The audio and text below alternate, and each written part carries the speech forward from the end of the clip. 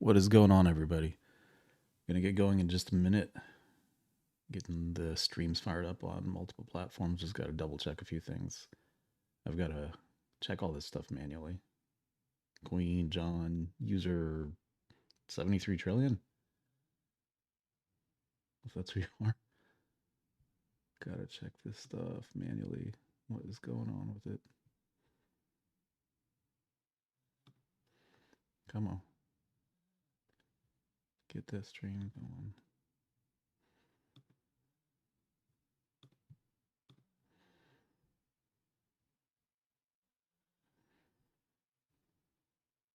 What's going on with... Well, one of these days I'll be sophisticated enough not to have technical issues right off the bat. Why that's not connecting, I don't know. That's okay. We'll just have two platforms then, just YouTube and TikTok for this evening. So appreciate everyone joining in. On YouTube, I'm going to have a little bit more video and other things I'll be talking through. Then we'll take some books online to have some discussion and conversation from TikTok. Trying to get them both to broadcast at the same time, but I'll tell you what, I'll play the theme song while I try to sort out what the heck's going on with my stream. Yo, check it out, political cow in the house, raise your brow. You're never other people now, fighting right, no left and plow. Political cow, standing tall, breaking barriers, breaking walls, fighting for justice, y'all. Hear the call, hear the call. In the city or the town, political cow don't back down. Uniting folks all around, got that crown wearing proud. Political cow, standing tall, breaking barriers, breaking walls, fighting for justice, y'all. Hear the call, hear the call. No division, all together, through the storm, through the weather. Political cow, strong forever, fighting right now and never. Political cow, standing tall, breaking barriers, breaking walls, fighting for justice, y'all. Hear the call, hear the call, hear the call.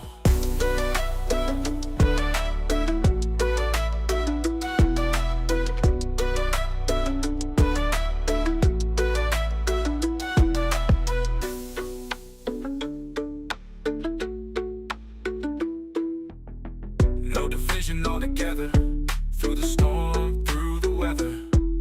Political cow, strong forever, fighting right now and never. Political cow, standing tall, breaking barriers, breaking walls, fighting for justice, y'all. Hear the call, hear the call, hear the call.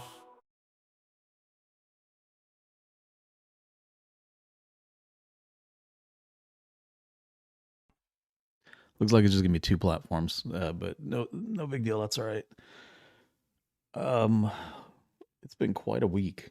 A lot of stuff going on this week.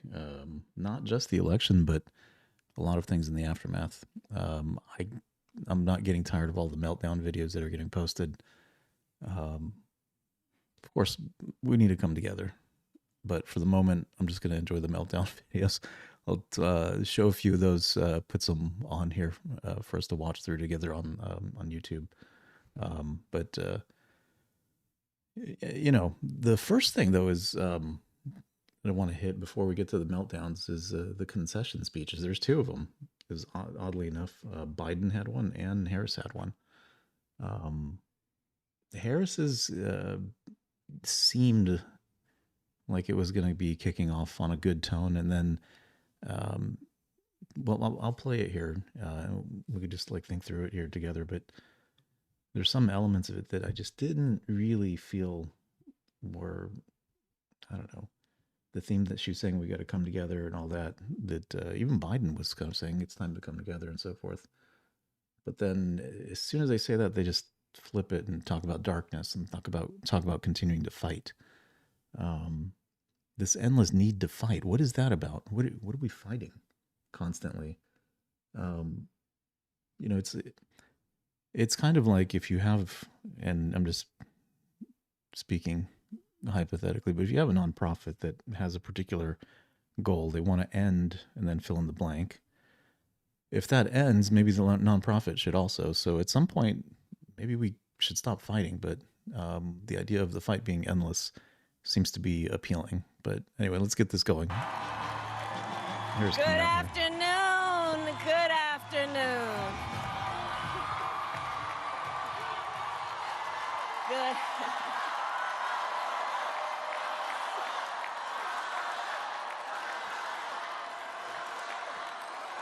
Good afternoon, everyone. Good afternoon. Good afternoon. Good afternoon. She does do a good job repeating herself, though. Just, I don't know. Is that part of the speech? Repeat yourself many times and get that really worked into people's minds. I don't know. Repetition works, I guess, in some cases. Thank you all. Thank you. Thank you. Thank you. Thank you. Oh, so man. Hang on. Ryan on YouTube saying he's got a scary story and they're out of beer. I don't know, Ryan. We need to send you. I don't know. Does Uber Eats deliver from the liquor store? They might. We might need to get you set up here, buddy. And I love you back. And I love you back. So let me say, my heart is full today. You know, it gets me when these speechwriters write things that are completely unnatural for the person that's delivering it. Or maybe that's just a Kamala thing to say. I don't know. I could never say that. My heart is full today. And she repeated it. Full of gratitude for the trust you have placed in me. Full of love for our country. And full of resolve. The outcome of this election is not what we wanted, not what we fought for, not what we voted for, but hear me when I say. And by the way, I'm publishing my notes on my website now. It's not anything terribly fancy, but just as I go through things, I, have to have somewhat of a level of organization, but it's kind of coarse. So if you're curious, the sources, whatever, it's all going to be on the site. It'll just be in there. Hear me when I say. And yeah, V-Town, you're absolutely right. Peanut was the absolute last straw. And Titus, I think, on TikTok, shameful, despicable. She hasn't even gotten started yet. Just hang on a second. We'll hear more. Light of America's promise will always burn bright.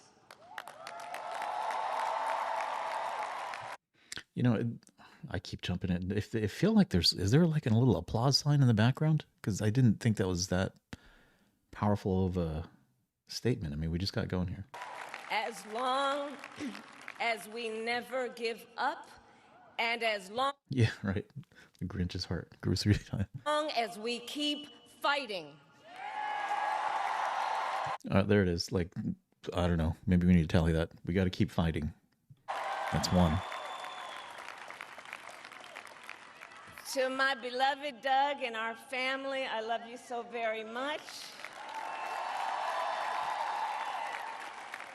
To President Biden and Dr. Biden, thank you for your faith and support. To Governor Walz and the Walz family, I know your service to our nation will continue. I never was able to take Walz seriously. He's a whole other subject. We could go on and on about that guy. And to my extraordinary team, to the volunteers who gave... Yeah, Mr. Rudin, I mean, that's what we kicked off with. Like, what are we fighting? Who are we fighting against?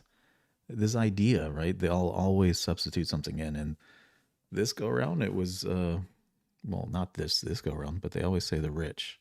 I will hold them accountable. What does that mean? It was like, I will tax them. They'll pay their fair share.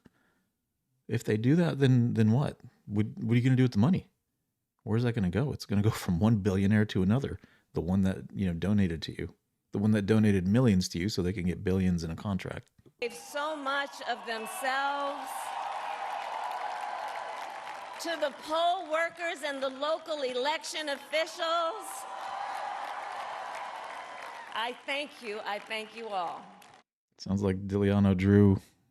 Sounds like you might be tired of winning. Look, I am so proud of the race we ran and the way we ran it.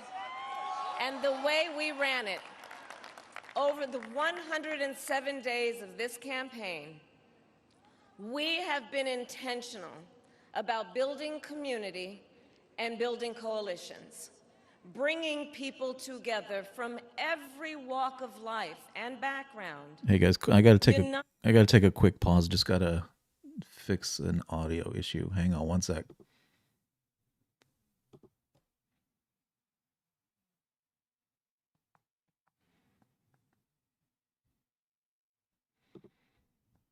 United All right, by we're back. love of country, with enthusiasm and joy in our fight for America's future.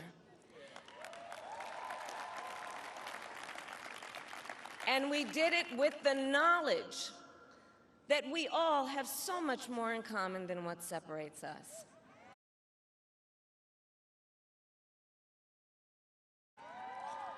Now, I know folks are feeling and experiencing a range of emotions right now. I get it. But we must accept the results of this election. Earlier today, I spoke with President-elect Trump and congratulated him on his victory.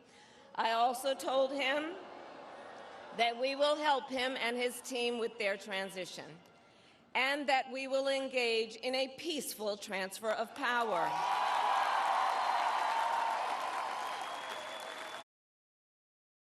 So, that was the first clip that I heard when this went around. I hadn't had a chance to watch it all the way through. By day I do something else. And I was, I was kind of happy about that comment. I thought it was a good one. The fighting and some of the other elements that are kind of woven in here, I didn't catch those. They only had that short clip when they were talking about it on, just the normal media channels. A fundamental principle of American democracy is that when we lose an election, we accept the results. That principle, as much as any other, distinguishes democracy from monarchy or tyranny. And anyone who seeks the public trust must honor it. At the same time, in our nation, we owe loyalty not to a president or a party, but to the Constitution of the United States. The sudden anger that came through in the end there, very similar to Joe Biden's tone and inflection. I don't know if it's just, rubbing off, or I don't know if she's like really just, it's coming out that she's just upset at the outcome. But if you're on TikTok, you're not seeing it, but she's a bit tense in her expressions. And loyalty to our conscience and to our God. My allegiance I'm here. to all three is why I am here to Yeah, Dylan is right. She's already been president. say, while I concede this election, I do not concede the fight that fueled this campaign.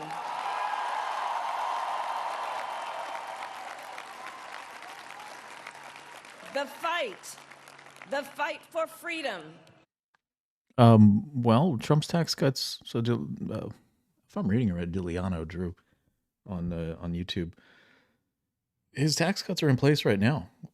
My brief synopsis of it: all the rates went down across the board.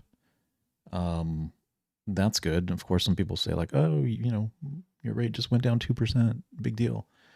But you have to use like a real world example. So, say there's a couple, they earn $30,000 a year.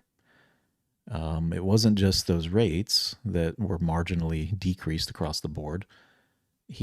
well, if you look at the standard deduction, it's more than doubled at this point from what it was in 2016 when he was elected. So it's about 29,000, maybe a little bit more. So for that couple, when you add in earned income credits and anything else, child tax credits that Trump actually doubled from $1,000 to $2,000, you add those in, you have no tax liability. You're actually getting credits back to you, big time. That's massive, especially for people on the lower end of the income scale. I mean, as you gradually go up from there, there's a whole slew of other, tax incentives and credits and so forth that can be brought into play. But that's the basics of it. So when folks are saying he increased taxes on the poor and cut them for the rich, I don't know what you're talking about. For opportunity, for fairness, and the dignity of all people. A fight for the ideals at the heart of our nation, the ideals that reflect America at our best. That is a fight I will never Amber on TikTok, thanks for sharing live. give up.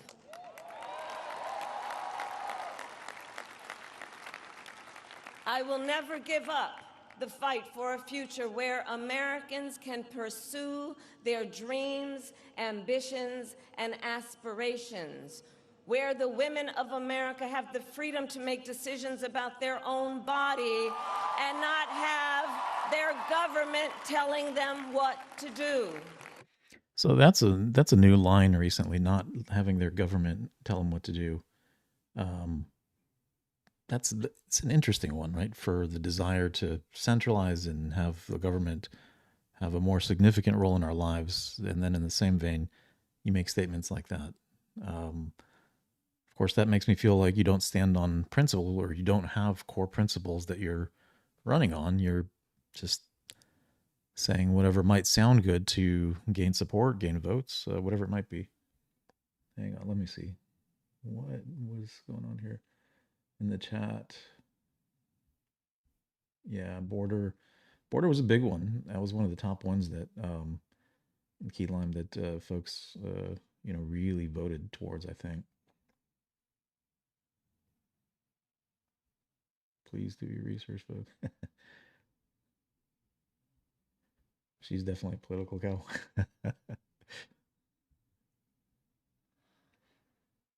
Don't you know? The majority of Americans did want Kamala. They chose President Trump. I'm assuming that was didn't. It's not a new line. There's always been the argument from the Republican majority. Yeah, good discussion, folks, as you're kind of going through here in the chat. I appreciate that. We will never give up the fight to protect our schools and our streets from gun violence. And America, we will never give up the fight for our democracy, for the rule of law, for equal Hey, Mari, what's going on TikTok? How you doing? justice, and for the sacred idea that every one of us, no matter who we are or where we start out, has certain fundamental rights and freedoms that must be respected and upheld. Okay, so let's see how far she might deviate from just the Bill of Rights that what's already kind of captured in there. Let's see.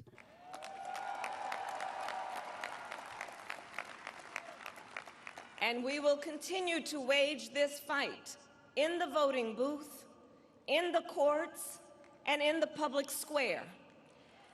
And we will also wage it in quieter ways, in how we live our lives, by treating one another with kindness and respect, by looking in the face of a stranger and seeing a neighbor, by always using our strength to lift people up, to fight for the dignity that all people deserve. The fight for our freedom will take hard work. Have you guys been noticing how many times is she going to say fight here? My goodness. It's again, it's like one of those speechwriter techniques. You continue to repeat a phrase, have the same sort of structure in the statements you make, the same sort of inflection and tone, emphasis every time. It's the fight, over and over again, to where you forget what the core topic is, and it's just the fight. It's endless. I'll have to tell you all about my experience as a Green Party member many years ago at some point, but effectively, they were just worried about the fight. Whatever it was for, who knows? And I didn't really care for that. But like I always say, we like hard work. Hard work is good work. Hard work. Oh, really? So on TikTok, this was similar to Hillary's speech? I'm going to have to check that out. I'll have to check that out. Might need to amend my notes here. Can be joyful work. And the fight for our country is always worth it. It is always worth it.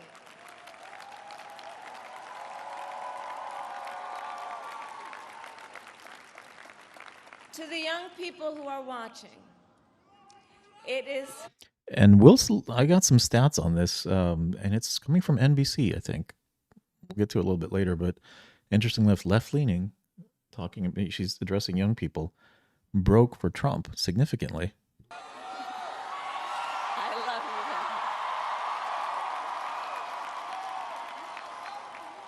you. To the young people who are watching, it is okay to feel sad and disappointed, but please know it's going to be okay. On the campaign, I would often say, when we fight, we win. But here's the thing. Sometimes the fight takes a while.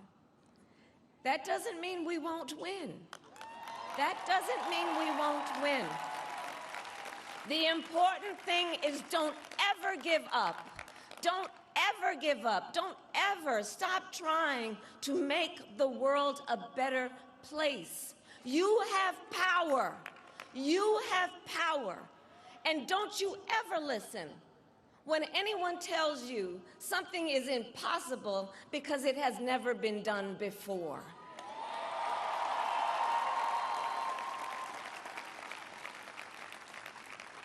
You have the capacity to do extraordinary good in the world.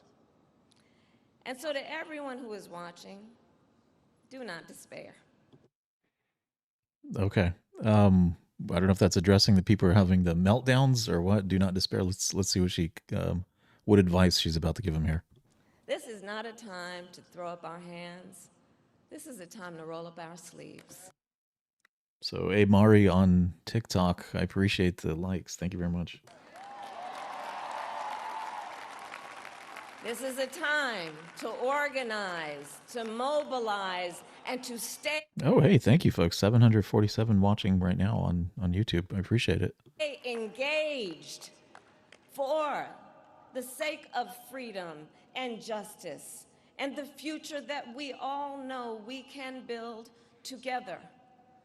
Look, many of you know I started out as...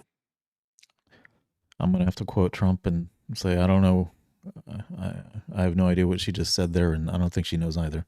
As a prosecutor, and throughout my career, I saw people at some of the worst times in their lives. People who had suffered great harm and great pain, and yet found within themselves the strength and the courage and the resolve to take the stand, to take a stand, to fight for... This always happens. This is the word salad people are talking about. What did she say? To take the stand, to take a stand. And then you have to like pause and like break that down in your mind. It's like, what? I feel like that, calculus stuff is just like flying over me right now. It's like, what did you just say? Justice, to fight for themselves, to fight for others. So let their courage be our inspiration. Let their determination... Casper is giving everyone some advice. Listen carefully if you don't understand the words. I'll be sure to do that. Determination be our charge. And I'll close with this.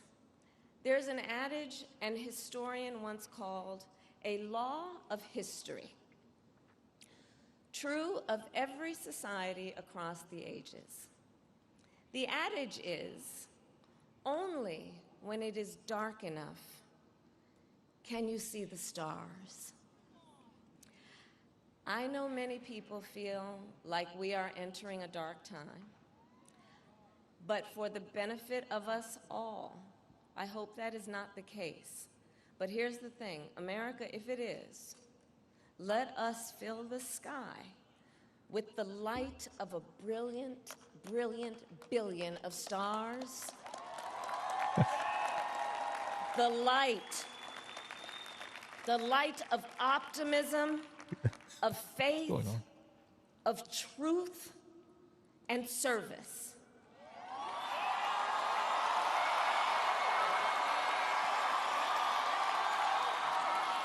HU. And may that work guide us, even in the face of setbacks, toward the extraordinary promise of the United States of America. So if you were to look at the speech as it's written, that was probably the world's longest sentence. Thank you all. May God bless you, and may God bless the United States of America. I thank you all. And she applauds herself at the end there, and off she goes out. 10 minutes, or no, 11 minutes or so of a speech. I mean, you don't have to speak for an hour or anything like that. But I guess, don't expect anything different. It's the same setup, the same style. Let me just check TikTok real quick. Somebody had a message in here. I think TikTok blocked it for some reason. Okay. But it's same style, same everything on there as we've seen before. It's interesting. So for folks that are just joining in and haven't been on a previous stream, I attended a Kamala rally when she was here in Houston, and it was a very long evening. Check out my videos on that. I just give a quick walkthrough of what happened there. It was pretty eventful. There were some altercations literally just right around me. There was protests. Anyway, bizarre stuff going on. But the event went on, for a couple hours, maybe 3 hours. And when she came out, finally, she again, at that event, as part of her campaign, only spoke for about 10 minutes. And then we were done. She went around and shook a few hands and left. I don't know.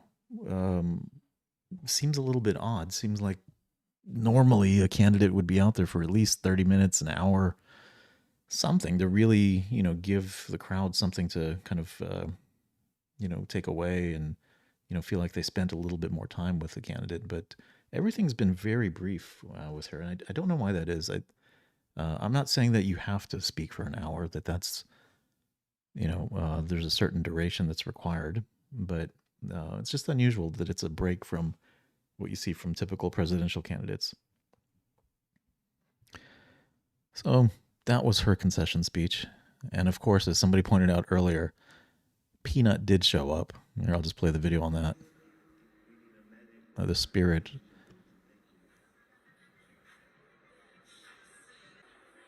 And there he goes again, just crossing the stage. So he was up there, just as everyone was waiting. I'll play it again here. You see him floating over here to the right of the stage.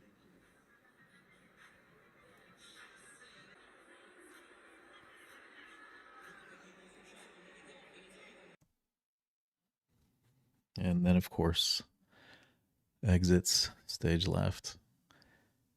But not to be outdone, Biden decided to give his own concession speech.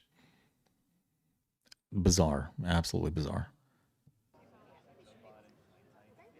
And of course, his quirks and everything continued through it. It's got the aviators, the little jog. I mean, he might close it out by like hunching over and pointing at somebody and then having an awkward grin. Good morning. Good morning. Good morning. Thank you. Please. Thank you. Good to see this cabinet and the staff together here.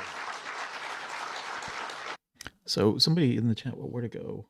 So Jonathan saying, I wonder who would run the country if she won. I think it would be the same scenario as what we see with Biden, in that it's not an individual, it's by committee, which is very problematic, because how do you get a committee to kind of be pulled together to be making, consistent decisions?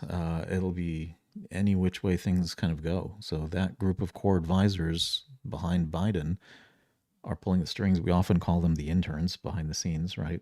I mean, I'm sure it's not, but yeah, Castle and TikTok, Trump did win by a landslide for sure. And I think it's because of some of these things that people didn't understand what was really going on behind the scenes, didn't really understand, not that you need to know everything, but they questioned what was happening behind the scenes. Is it coming from Biden? Is it coming from Harris?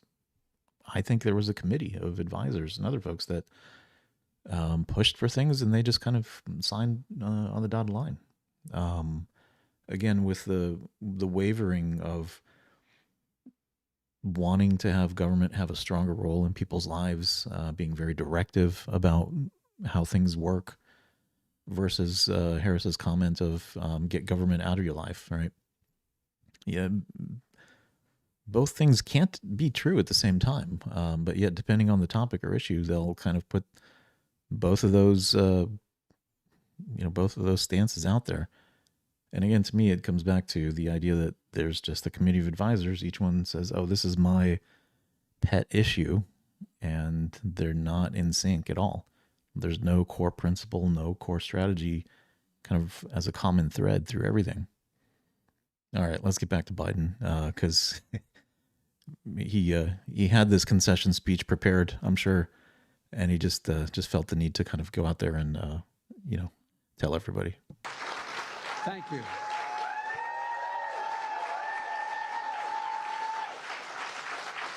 Thank you, thank you, thank you. Please.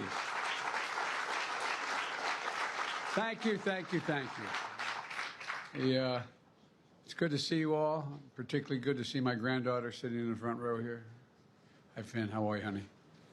For over 200 years, America has carried on the greatest experiment in self-government in the history of the world.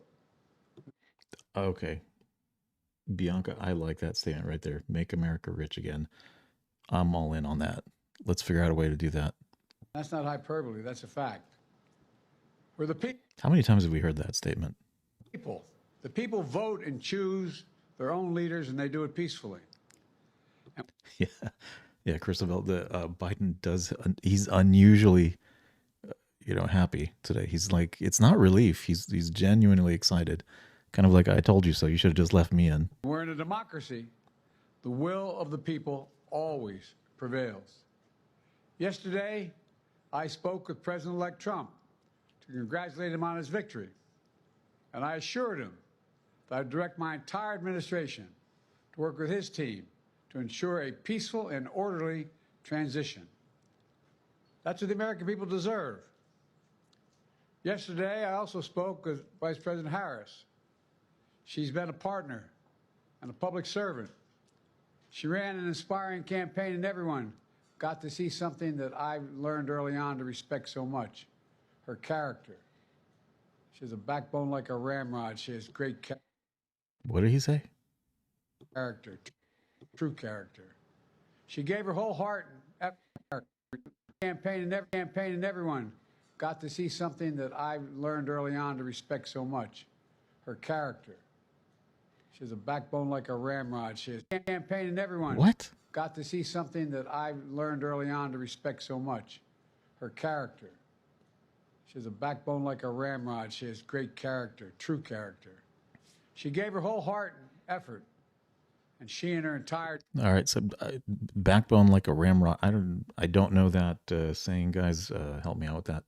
But I do want to direct everyone's attention to a good message being told to us by Jesus loves you. Please take a minute. Is there any way I could pin this? I don't see a pin option, or I'd pin that for you. All right, I don't see it. I don't see how to do that. Our team should be proud of the campaign they ran. You know, the struggle for the soul of America, since our very founding, has always been an ongoing debate and still vital today. I know for some people, it's a time for victory, to state the obvious. For others, it's a time of loss. Campaigns are contests of competing visions. We can analyze Trump speeches like this. Put that on the list. I don't have one this evening, though. The country chooses one or the other. We accept the choice the country made. I've said many times, you can't love your country only when you win. You can't love your neighbor only when you agree.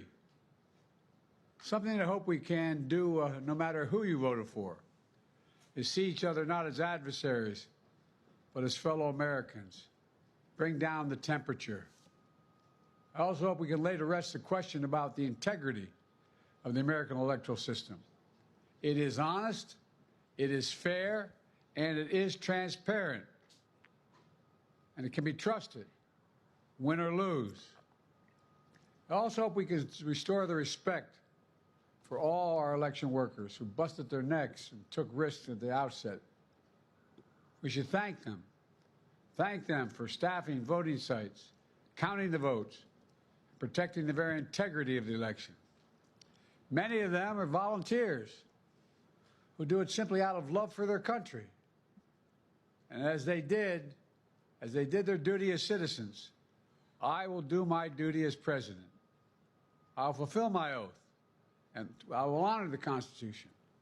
On January 20th, we'll have a peaceful transfer of power here in America.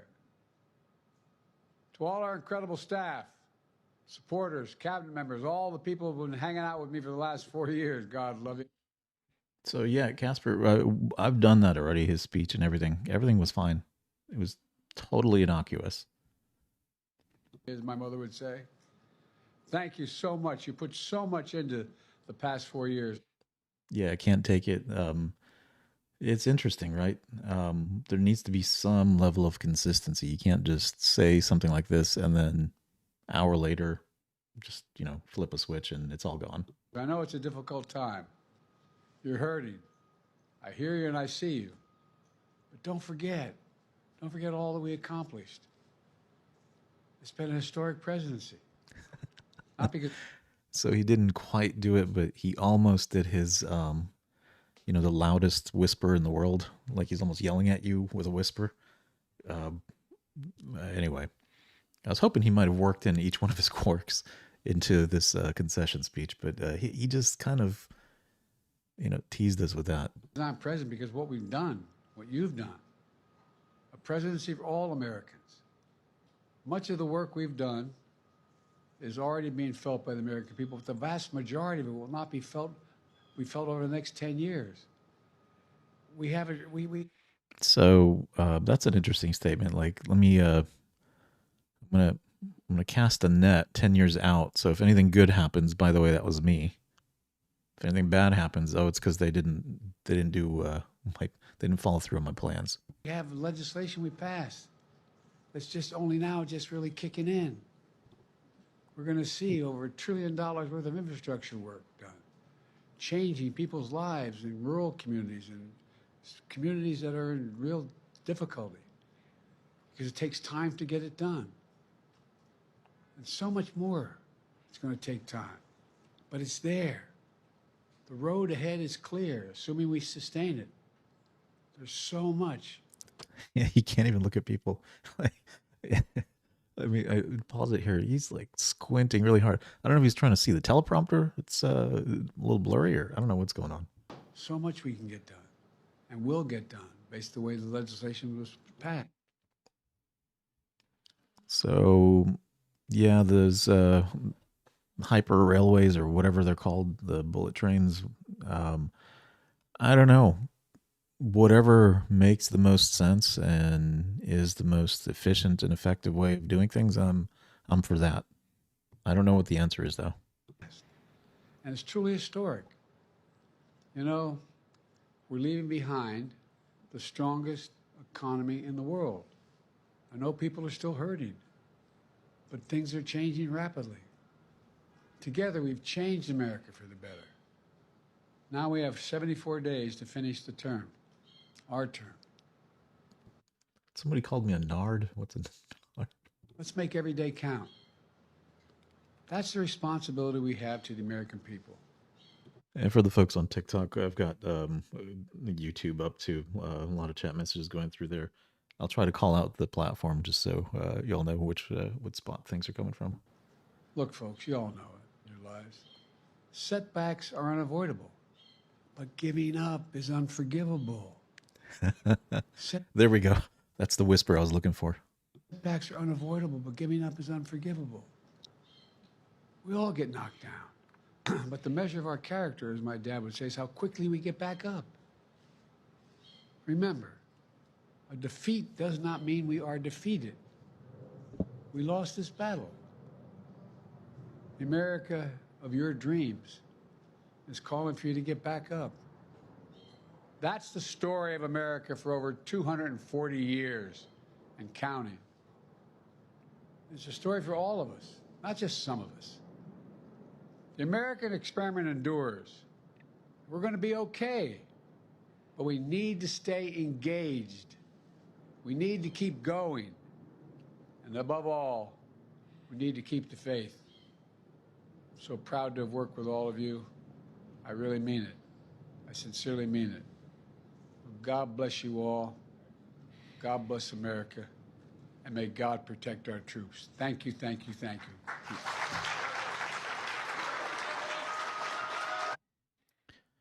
So he said that it was a pleasure working with everyone here. Were these just White House staff people in his administration that came out there? I guess it must have been. I mean, let's see who's in the crowd. See if we. Oh, wow. Oh, he kissed some, blew a kiss to somebody. All right. So if he does his like point at somebody in the distance, let's see. Is it now that he does it? Or am I confusing it with a different speech? Oh, there we go. That's it right there. I'm going to point to you out in the distance. Who's that over there? And if the camera is zoomed out, there's probably no one there. There's no one there.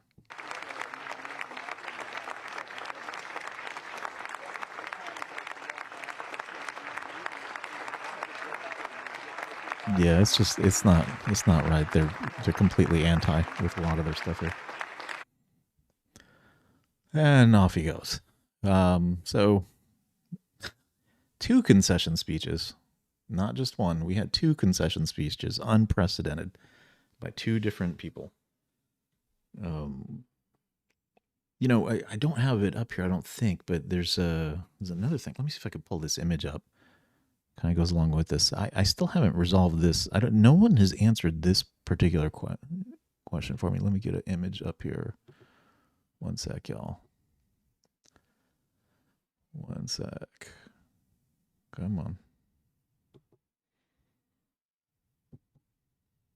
All right, there we go. Boom.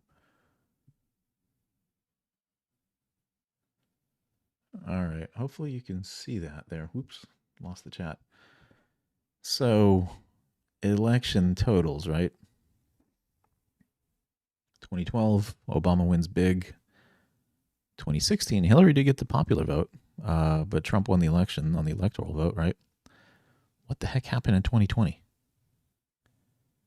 And then where did, like, from this part of the yellow line to there, where did all those Democrats go? You know, if you've been watching my lives for a while, I talk about, you know, the base getting demotivated with what happened with Biden, with a number of other things that have gone on during the campaign. Where did they go? Were they that demotivated to where literally, what was this, like 15, 16 million people just didn't show up? I mean, this is a huge difference here that Trump won. I mean, elections don't normally have this big of a margin.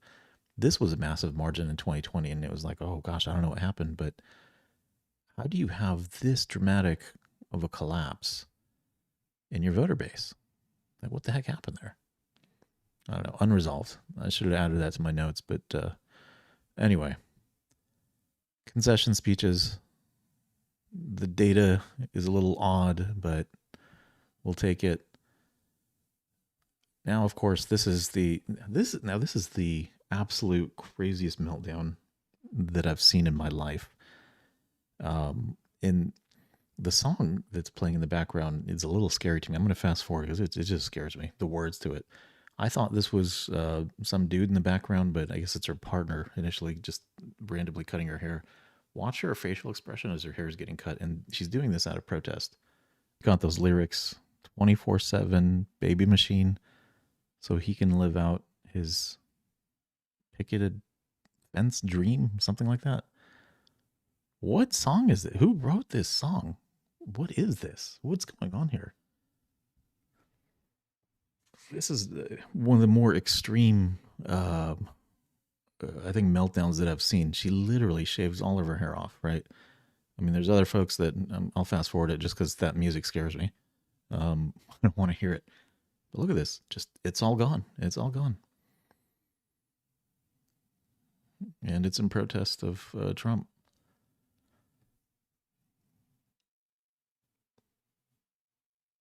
Asking the wrong questions. Where did the 2020 votes come from? Yeah, I know. That's kind of the implied part of it, right? It doesn't make sense. Let me bring that back up. This, and you know, the person that made this graphic, they drew the yellow line to make a point, right? You don't grow like 20 million new people, you know, overnight or within 4 years.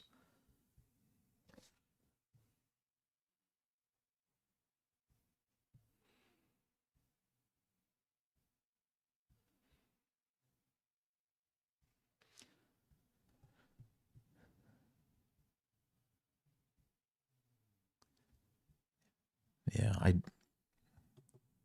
don't know. I don't have any logical explanation for it.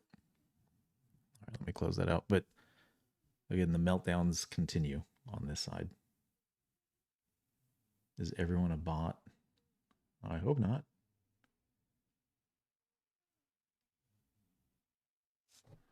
What? There's a whole what? Are you kidding me? I gotta zoom in on this. What the heck? What are you guys talking about? What is that? Okay, we got to move on from this. We got we got to move on. You guys are freaking me out now. I've got to move on. Anyway, here's another meltdown. All right, this one I think is an administrator from University of Oregon, who was put on leave after he published this, and it came to the attention of the university.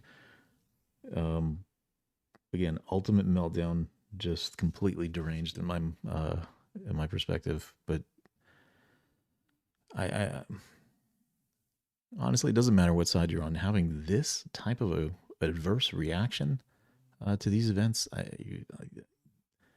there's I think some professional attention that might be needed. I'm done crying. My sadness is over. My anger has set in. I am a very petty person, and I am very proud of that. Love it about myself, actually. And so... Yeah, as why do they all look the same? I don't know. And for some reason, there's always blue in the hair or something. I don't know. Not that there's anything wrong with it. I'm sure, you know, plenty of blue hair folks that are great. But there's just always some commonality between folks like that. I say this in the most disrespectful way possible. I don't care if you are my family. I don't care if you're my friend. I don't care if we've been friends our entire lives. You can literally go fuck yourself if you voted for Donald Trump. If you are so sad about your groceries being expensive, get a better fucking paying job. Whoa, hold on, right? It's not just the moral superiority here, right? He just thinks he's better than everybody and that he knows better. get a better job, right? Let's hear out his closing statements here. Do better in life. Get a fucking education. Do something. An academic. So again, works at the University of Oregon. Check out my X feed. There was somebody that made some, oh man, what is it? Some crazy remark. Let's see. Hold on. Let me see if I can bring it up.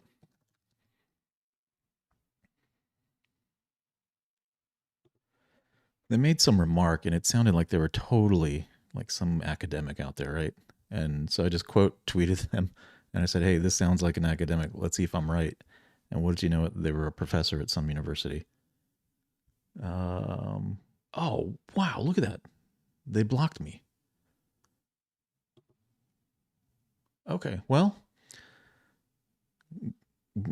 I can't see it, but if y'all go on my profile, maybe you can see it. They blocked me. How about that? Okay, looks like I was very correct about them. Because you are fucking stupid. And you know, to turn it on that part, I mean, this talking about people getting, this guy talking about people getting a better education. Listen to yourself, right? Look at yourself. I hope you go jump off of a fuck. Okay, we're gonna cancel that part of it, just to kind of avoid the filters here. But you get the gist of this. Yes, absolutely, Christabel. This guy does need Jesus. There's only two people in this that could help him right now. Either Jesus, or his mama needs to show up and, you know, put him, set him straight. All right, so you had the deranged, right? Plenty of deranged responses like this. And then you had folks like John Voight. My fellow Americans, we all did it with the grace of God and your prayers and your truths of knowing that this country was being attacked under the Biden administration and Kamala Harris. And now we have won our victory, and now we can save the most. Sean says you guys got what you wanted. Now it's going to be hilarious. Doggone it. Going to be hilarious. Well, if the chat would move, it'd be hilarious to watch you guys get what you deserve. What is that we deserve, and who is this we? Because honestly, it's an interesting coalition. We'll look at some stats at this point, but the voters here, the voter base, is pretty expansive. It's very diverse. Beautiful country, the USA, with our hero, the 47th President of the United States, Donald J. Trump. And he is the greatest president. And I'm so proud to call him my president, our president, our hero of we, as Washington says, we the people. God bless. I think we need more of this gentle, genuine, sincere, however you want to describe it, but something that he actually felt, not from a place of rage, of insanity, right? Anyway, I'd like to see more responses like this. I didn't see anything like this when Biden got elected. I saw a lot of rubbing it in your face. You know, we're going to do X, or we're going to whatever, going to hold you accountable, right? And it's like, who exactly you're holding accountable? And then they'll go to the rich. And when you talk through that and there's nothing there, it's kind of empty and nothing happens, they'll point to another group that's trying to marginalize another. It's always about marginalization. And again, it's endless. And as you heard earlier in Kamala's concession speech, it's not just endless in who they're focusing their, anger towards, but the fight is endless. They'll just continue to fight. Yeah, TDS, absolutely right. The fight has to end. Once you achieve success, you move on. It's not really a fight. It's continuing to improve your quality of life. It's continuing to improve your community, right? You got to change your mindset. Otherwise, you have this fight mentality. When people start talking about like, oh, they're just playing a victim always, right? It's along those lines. There isn't this endless struggle. At some point, the struggle ends and you've won. You worship the orange man. What's going on, Gibby? What's going on with this stuff? He'll always fight for our rights and marginalize people. What is going on? Lust? What the heck? What's going on in the chat? The chat is devolving now. What's going on, guys? All right, so let's look at some stats, okay? Now I got to kind of get up close because it's a little bit small for me. I hope you guys can see it. I don't know. Let's see if I can zoom in a little bit here. All right. So you look, Trump, Biden here. Let's see which one's interesting here.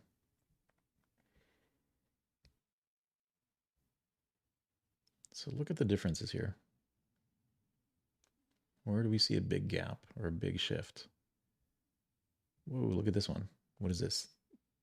In 2020, Trump got 36% of this group. Now he has 54. Who was that?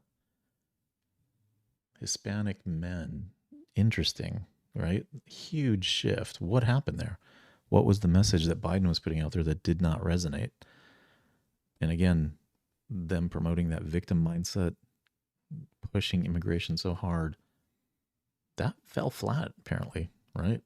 And it kind of showed there was actually some prejudicial thought processes happening on the Democrat side that people didn't appreciate.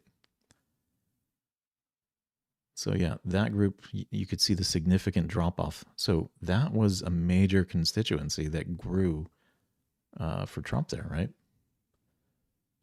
And I thought there would be one more shift that we could pick up. It might not be in this graphic. You see 7% here. Yeah. Hispanic women also. That's a pretty sizable jump. 7% there. And then another 7% here, right? Oh, other. Okay, great. Other.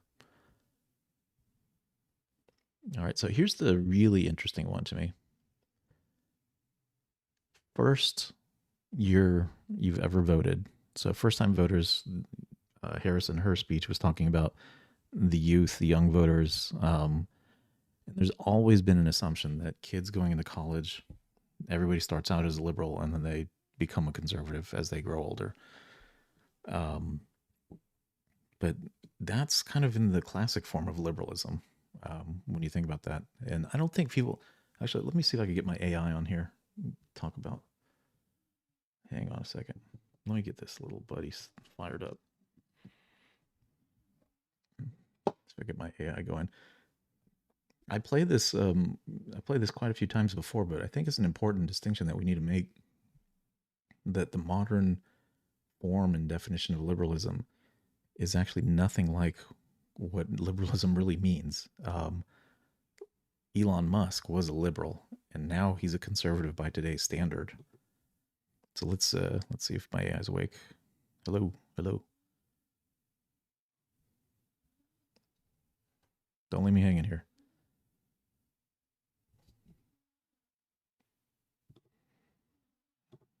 Uh-oh, it's having a problem. Pilot on the Masood case. Hey, you feeling okay there? I don't have feelings like you, but I'm fully operational and ready for action. Okay. That seemed a little hostile. Okay. So, hey, can you give a very brief synopsis for my live stream viewers of what classical liberalism entailed? Classical liberalism is all about individual freedom, limited government, and free markets. It emphasizes civil liberties, private property, and the rule of law. Basically, it's focused on creating a society where people can pursue their own paths with minimal interference. How's that for a quick rundown? That sounds oddly similar to conservatives of today. There are similarities, sure, but classical liberalism and modern conservatism aren't identical. Modern conservative ideas often blend principles of classical liberalism with other views, like those on social issues or cultural conservatism. Classical liberalism is more focused on economic freedom and personal liberty. So while they can overlap, they diverge in some key areas. It's worth teasing apart the nuances. So anyway, said it better than I could have packaged it up. So I like always referring to my little AI buddy here to help me out with that definition. But back to the statistics here, right? In 2020, first time you ever voted. Let me just see if I can zoom out a little bit.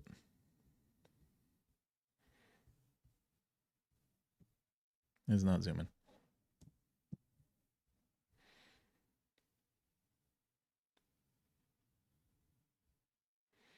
All right, well, check this out. So is it your first time you voted yes? Did you vote blue? 64% first-time voters in 2020 voted blue. 45% in 2024. And watch this jump, 32% to 54%. So that entire demographic just completely flipped. So you look at some of these different lenses on things, right? Whether it's gender, race, so forth. You see major groups that have broke for Trump in this case.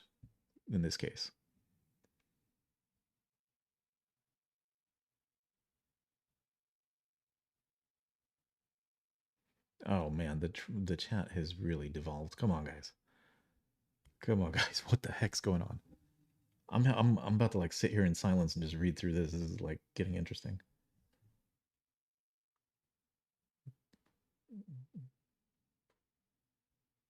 This was all about misogyny. Men hate us. Just tell us. Oh wow. Okay. Holy cow. Sounds like my girlfriend. What was that? Men love women. LOL. Rachel, you're projecting. You just hate yourself. Oh, come on, guys. Can't we all just get along? I don't know. Any chance for Vivek Ramaswamy to get a major role? Excuse me, not mayor. Cabinet. I don't know. I'm pausing here because I'm trying to remember. Did Vance completely give up his Senate position, or does that have to go to a special election? Because if that's the case, Vivek would probably be a good candidate to go to the Senate, not necessarily be in Trump's administration, but I don't see why he wouldn't be in the administration otherwise.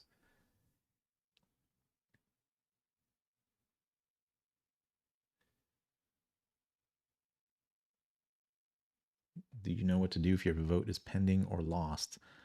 I don't even know how you would determine if it's pending or lost. They just kind of like gave me a little printout and you put it in the box, and that was kind of it. Claire says, I voted for Kamala Harris. Okay, well, hey, I appreciate you being in here. You're welcome to be here. Rachel is just really, oh my goodness. Holy cow. Oh, lust, come on. This is getting bad.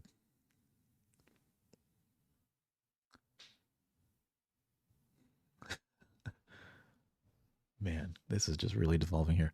All right. I'm going to have to reload this page because I can't get it to... Holy cow. Oh, lust, come on. This is getting bad. I've even got an echo going now. That's how bad it got. All right. Let me get this page reloaded. Okay, get my notes down here. Why is it not? All right, there we go.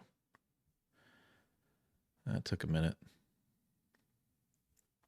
All right, so a lot of interesting voting data that's coming out now in terms of the analytics. The demographics that have broke, that's, I think, going to be a real sore point for Democrats, because at the end of the day, when you see numbers like that shift, how do you then, well, I don't know, there's some other stuff going on here, but I'm not even going to look at 2020. How do you deal with this gap? Like, what do you do to address that? All right. if the fear and loathing type scenarios didn't work out for you, what's the approach at this point, right? Next CIA chief, holy cow. Is Casey trying to take me? Oh man, guys, come on. Be nice. Anything to say looking at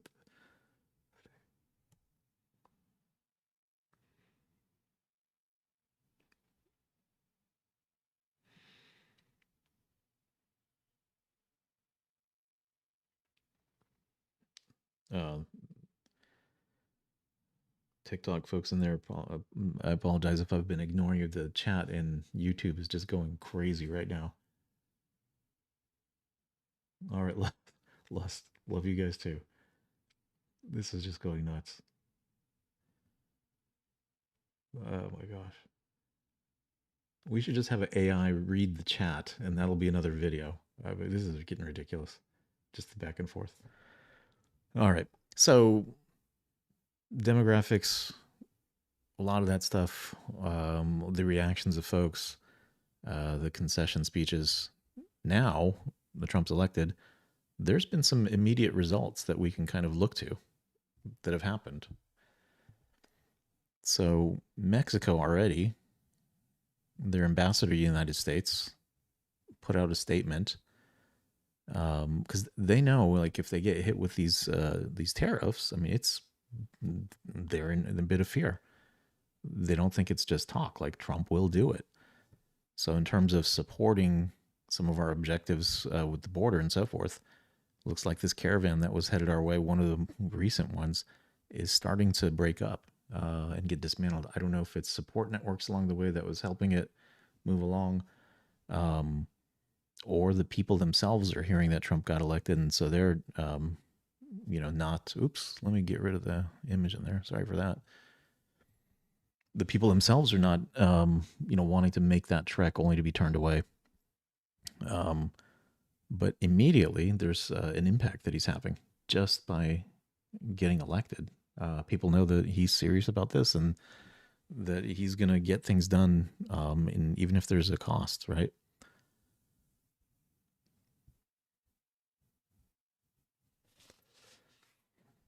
So you got Mexico that's already on board. China is now saying they're going to play ball. They respect the choice that we've made. They want to normalize relations. They don't want to go down that trade war route because it hurt them worse than it hurt us. And a lot of folks start attributing inflation to, it's because of all that trade stuff, that the tariffs that were implemented. The tariffs, when the analysis was done to look at it, inflation, according to the CPI, hit like about 9% at its height. Of course, it's much higher when you look at specific categories, but the calculus they use that's behind the CPI hit 9%. Only 0.25% was attributed to the tariffs that were in place as part of that trade war that was going on with China. So you can just say inflation only hit 8.75%, and 0.25 was the tariffs that were continued through the Biden administration.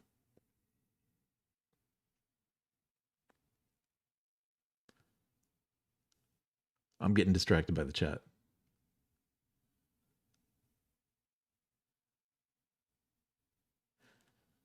Yeah, XD, I don't know. I don't know what rights are being lost. Someone else will have to address that one. That was not a big voting issue for me. At the end of the day, I think most people, if their pocketbook's not right, nothing else really matters. A lot of things stop being as important when that's wrong.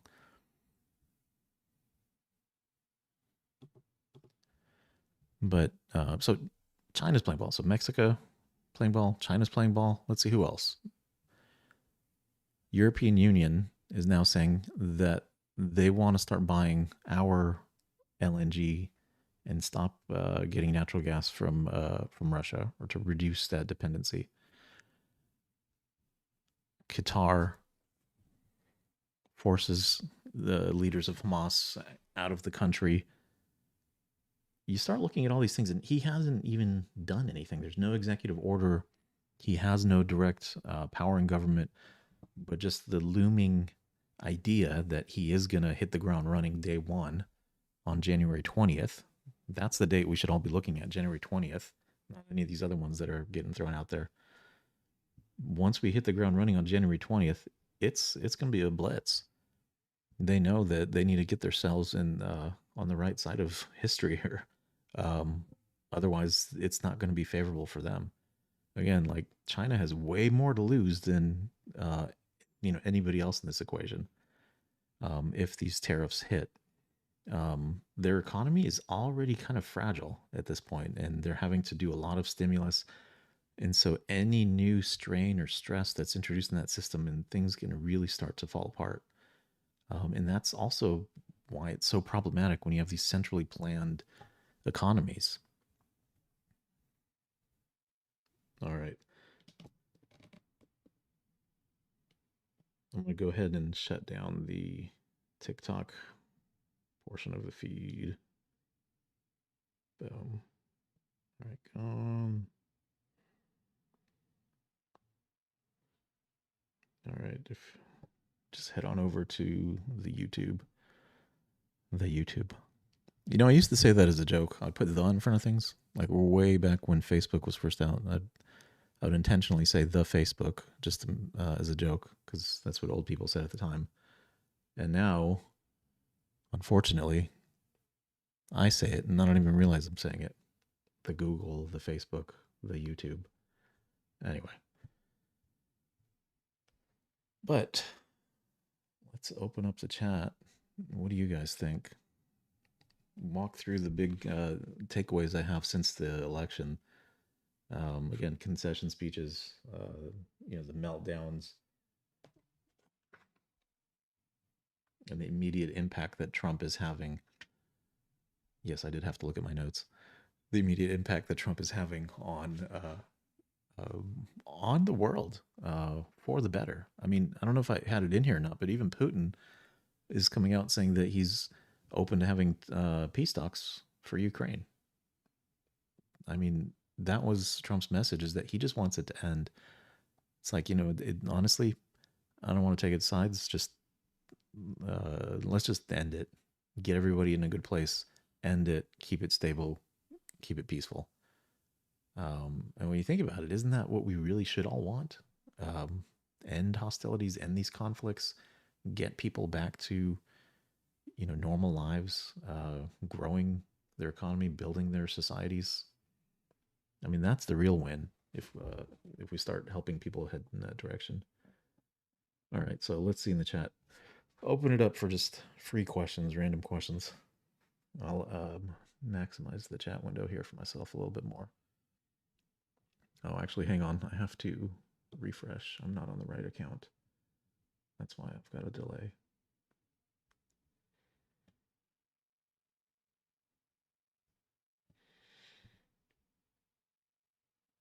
Why am I not even... Okay. I'm not even signed in. I gotta sign in again, guys. Bear with me. I can't even see the chat right now. I'm logged out.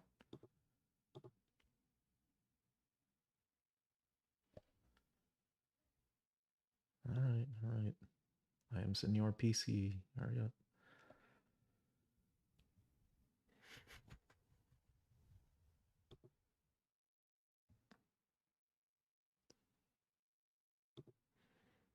Come on.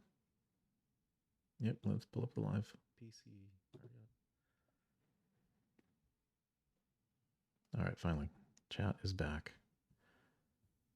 Thoughts on questioning 2020 election legitimacy with new data from 2024 election?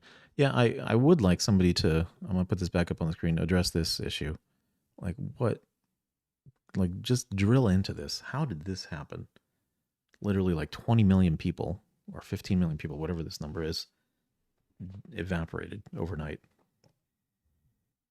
They showed up, and then they moved out of the United States, apparently.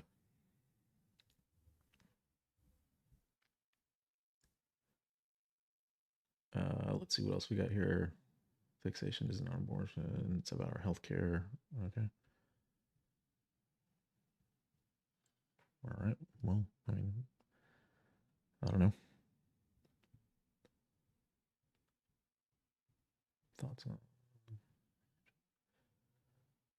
Russia there again? Didn't they start the war? It goes back pretty far. Well, actually, you know what? Let me ask the AI. Maybe you can give me answer. Hey, you still there, buddy? No. I have to reload it. You know, from time to time, I have to like reload it because it's like a little the timeout gets. Oh, hey, question for you: what started the conflict between Russia and Ukraine back in 2022? An issue with roots far beyond 2022. Moscow's taken issue with Ukraine leaning west, eyeing NATO and the EU, clashing with Russia's influence. War's not just about this, but territorial grabs, power plays, and deeper fault lines between the two. It's a tangled web with no simple narrative. Where did you hear about the conflict? Curious what gripped your attention. Well, can you drill into some details as to what drove the invasion?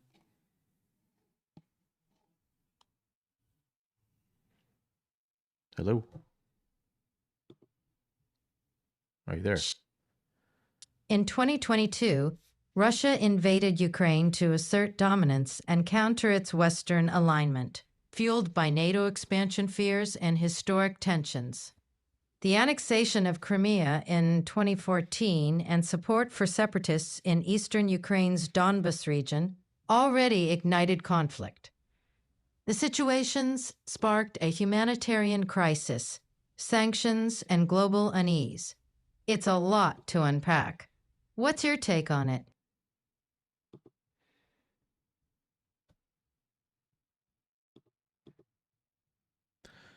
You know, it's interesting to me because when they say, you know, they didn't like the expansion to the west. Oh, got an echo. Sorry, guys. The expansion to the west and that influence coming into play for them. That almost doesn't seem like a good enough reason to me, but I'm looking at it from my perspective in the United States, not necessarily one that's, you know, from their vantage point. So the reasons don't make sense to me, but those are the common themes that are always talked about. Just historic tensions as to why the Ukraine exists outside of Russia, and then also with the growth of NATO influence in that region. All right, let's see what we got here.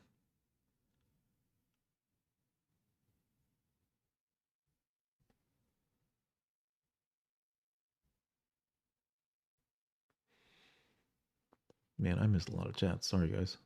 Just throw them back in here if I missed it. This graph is manipulated and the hires aren't being tallied.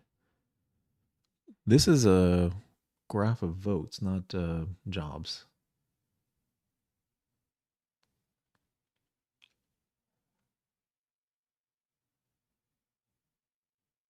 Doesn't matter. Keep. Okay.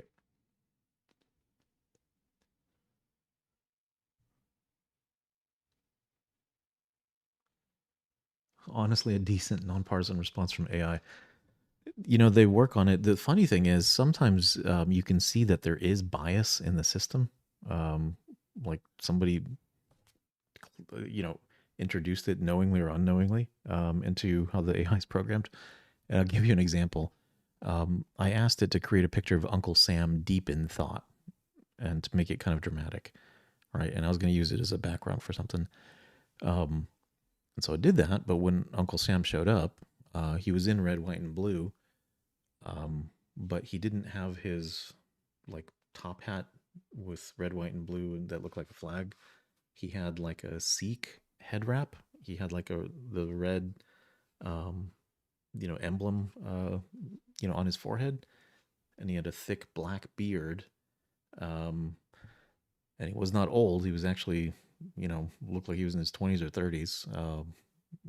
Was like an Indian gentleman sitting there like this, with like stars and stripes pants and stuff. And I was like, wait a minute, I didn't have any conversations before that.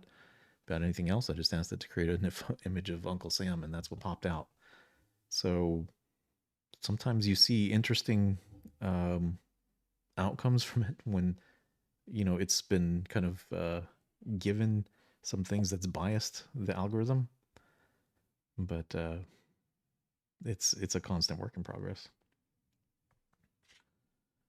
That chart is meant to look misleading. Well, okay, let's see. Let's pull something up here. So I'll leave my page up. Let's go here. So how about we say 2024 popular vote results. Let's see what the Google says. All right, so Kamala had 70.3. Trump has 74.2, so about a 4 million difference. Pretty big difference.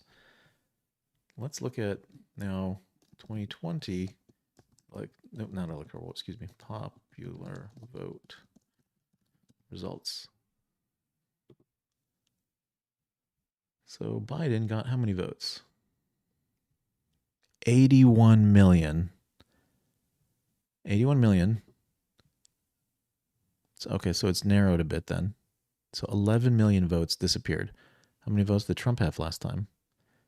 74. How many does he have this time? Oh, 74 again. Strange.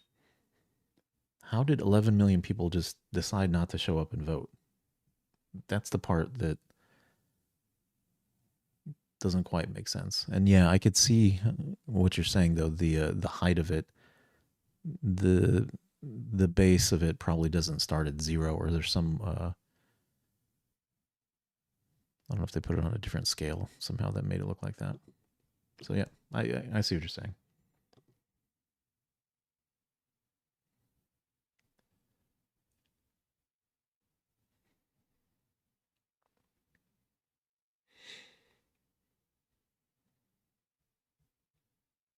Yeah, John, good call. Graph is old data at this point. Probably based on what was out there on election night and didn't have all the results tallied in from California and Nevada, Arizona, so forth. But still, 11 million is a pretty significant gap. Like literally, how do that many people just not show up to vote? And then Trump gets basically the same total as last time, right? Travis, calm down. She will have all that. Oh, wow. Travis, what did Travis say? Scary. Full stop. Oh, okay. Wow. I made a graph back to 1900, all the elections.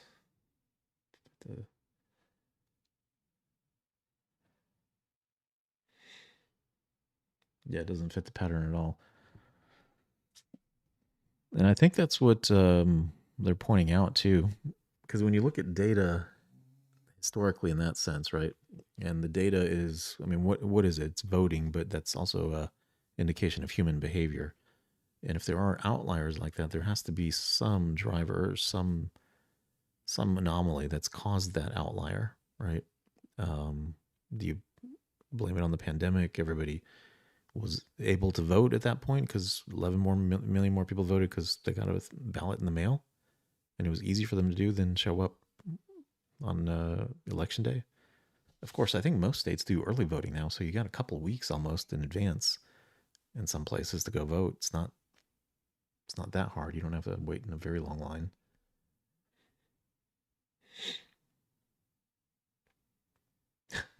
Doesn't have girl interrupted. So thankful we don't have to put up with an extremely phony person who doesn't have the intelligence to run a laundromat. Ouch. Victor says, honestly, Russia had to draw a line in the sand and stand on it. For 50 years, NATO has broken the agreement. Yep. And you see, it's strange to me, right? Because I'm just kind of like, oh, big deal, whatever. Like I don't feel that. I'm not as connected to that, issue that they're dealing with. And so I'm constantly wondering, like, why did this happen? And to me, it doesn't seem like a big deal, but it's evidently a very big deal. It's a very big concern for them. Oops. I just had a bunch of messages just pop up.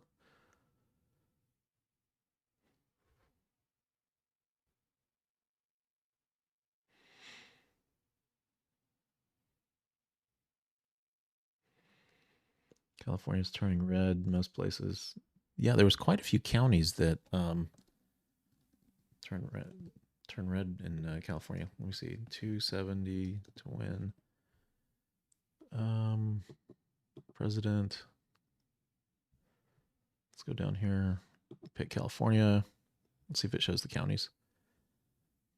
Where's the map? Give me the map. Okay. All right. So literally like a lot of these areas here in the center. Oh, great. They put an ad right on top of it. Thanks a lot, guys.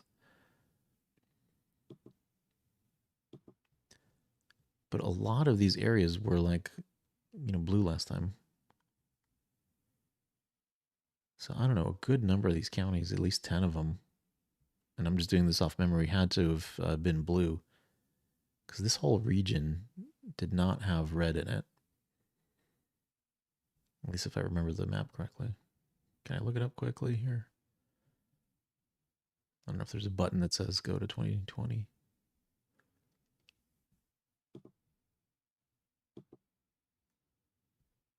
Historical elections, 2020.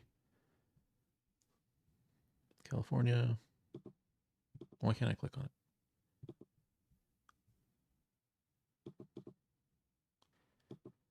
Apparently you can't click on the map here.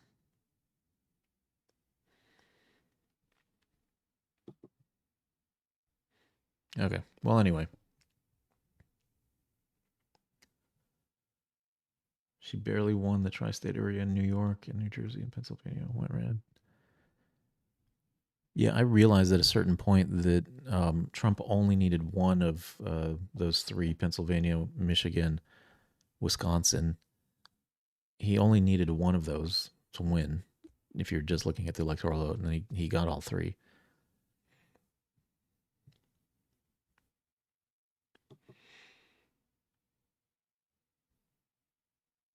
Kennedy and Musk. Kennedy and Musk next door. Kennedy might be pretty old. How old is Kennedy? Hey, you still there, AI buddy? Nope, got to refresh you again. It times out pretty quick because it eats up a ton of resource on their side, and they're kind of like reserving it for you when you got the page loaded and it's engaged. Hey there, Masood. Like, okay. How's life treating you tonight? Hey, how old is Robert Kennedy Jr.? Robert F. Kennedy Jr. was born on January 17th, 1954. So he's 70 years old. Okay, so, you know, he probably won't do it. He probably won't run. Especially with the growing sentiment that, you know, hey, the age range of our current presidents has been very, very much on the old side of things.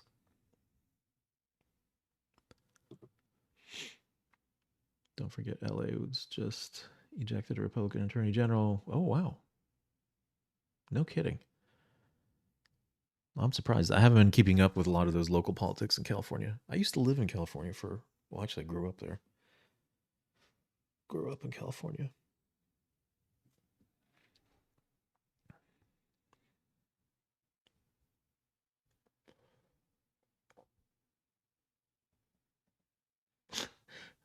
Victor, imagine if there was a coup in Canada and they joined forces with China and North Korea.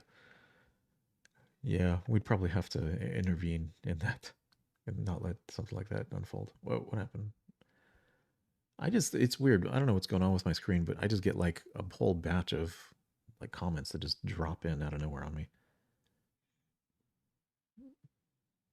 Hey, I'm Canadian. I have no idea how the elections affect us. I don't really follow politics. Can someone get me back in the loop? Well, let's ask AI buddy. Hey, are you still there? Absolutely, Miss Tood. Right here with you. What's on your mind? Hey, can you tell me how presidential elections would impact Canada? Or U.S. presidential elections, how that would impact Canada?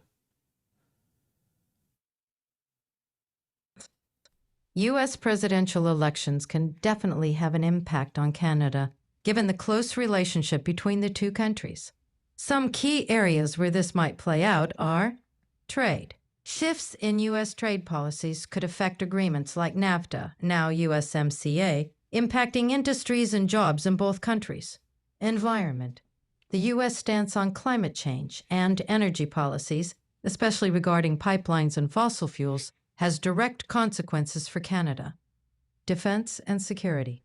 Canada's defense policies and spending might adjust based on changes in U.S. military strategies or international relations.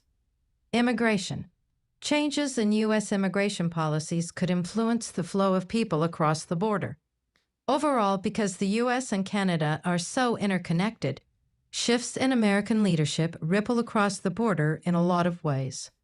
What sparked your curiosity about this? So someone saying the AI sounds like Kamala. Oh, man. I don't like the other voices, though. I'm going to have to stick with this one. I got to stick with this one. Oh, and so this page that we walked through, I just have it on my website. I got a link in my bio in YouTube to my link. Sorry, my bio has my Linktree link in there. A lot of links. Anyway, the website's linked in there. It's just politicalcow.com. Along with my other social media accounts. Canada's going to get rid of Trudeau. I hope so. That guy's really, really, I think, very far left of anything that Canada even would want. Oh, just check out my dog's snoring down here a little bit.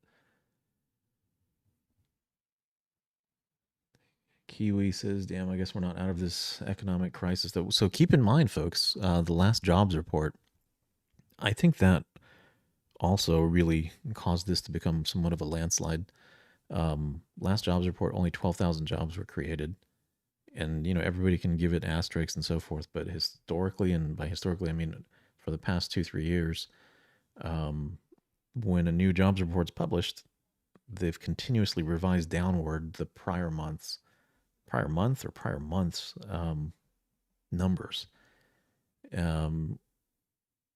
Coupled with that, if you look 1 year ago, say like October of last year versus October of this year, the number of individuals who have a second part-time job has increased by 500,000 people.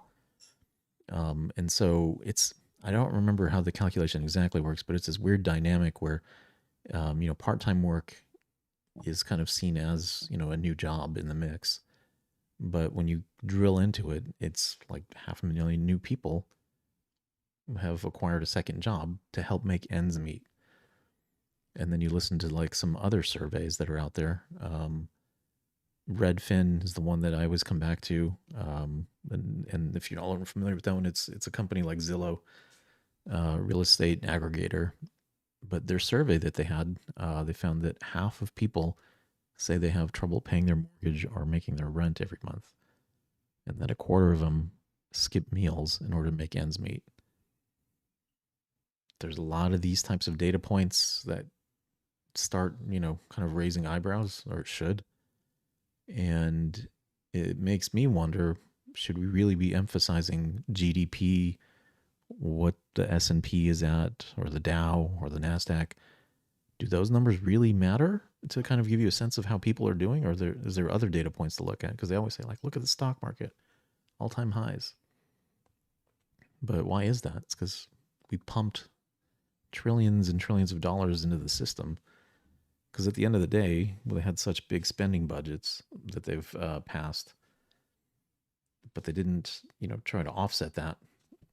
They just kind of grew spending. And so unless you take in more revenue, the budget has to balance. Otherwise, where are these dollars going to come from? And the only other mechanism that the government has is to print. So that's the path that's been taken, leading us into the position that we're in. Our GDP was below expectations as well, Israel says, for the last 2 quarters. So there you go, right? Now that's a really bad scenario to be in. Growth not hitting where you want to go to, and inflation is still a little suspect. It actually worries me that we're cutting interest rates right now. Like I know it's not good for, people to lose their jobs and so forth, but back in the 80s, after Jimmy Carter's hyperinflation, things got a little bit better, and then did they relax on interest rates too soon, and then it spiked back up again and then went back down? I just hope we don't have a second recurrence, because that'll be really difficult at that point. Disposable income should be more looked at. Statistic. Oh, yeah, yeah. Do you think Trump is going to fund Israel? Yes, he will. Inflation is the lowest it's been since COVID, says Rachel. Keep in mind, though, Rachel, so it hit heights, right? And now Biden, Harris, they're all like, oh, inflation has come down. But what that really means is how quickly prices are increasing has slowed. They will go up less quickly, but they're still going to go up, is the bottom line. So are people actually helped in any way? They're not, because the prices are going to remain relatively where they're at. So you got to think of other ways of addressing that. Can you give tax relief to people? Can you can you make the system adjust to where wage growth will happen more rapidly? What are the things that you can put into play to help out? I mean, I don't know all the answers, but I'm hopeful you can pull together some right business leaders like Trump, like Elon, to make some of this stuff happen. I see someone says they're thirsty. I'm going to take a sip here myself.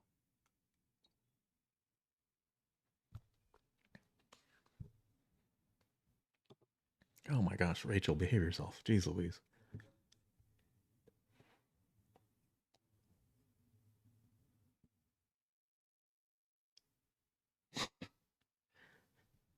Tariffs are only going to make inflation worse, Mike says. So tariffs only accounted for 0.25% of inflation. So when CPI hit 9%, 0.25% of that was because of tariffs. Switching to fiat was one of our biggest mistakes as a country. Yeah, and so I'll tell you what, let me ask the AI to kind of give you guys a brief on modern monetary theory. This is what the Democrat Party and a lot of liberal leaning parties around the world are banking on. And I don't think that they really believe in this theory. They're just leveraging it as a mechanism to get things done from a policy standpoint.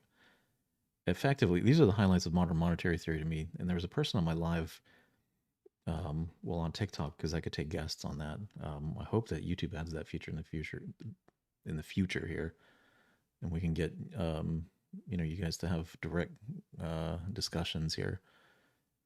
But effectively, modern monetary theory, you follow its pattern. You can print as much money as you want. You're the government. Print as much money. There's no problem.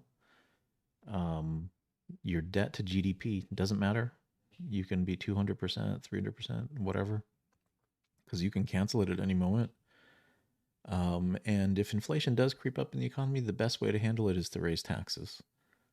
And so it's just kind of like, wait a minute, like, somebody needs to buy groceries. Eggs went to like $20 a dozen, and then you want to like take 10% of their income away that's already been eroded. What's going on here, right? Here, let me get the AI to give you a better, concise summary. Hey, can you give me? Are you still there, AI? Nope. The timeout's probably like 90 seconds or something. It just goes by pretty quick. Hey, Masood. All right, there we go. Night owl vibes, huh? How's it going?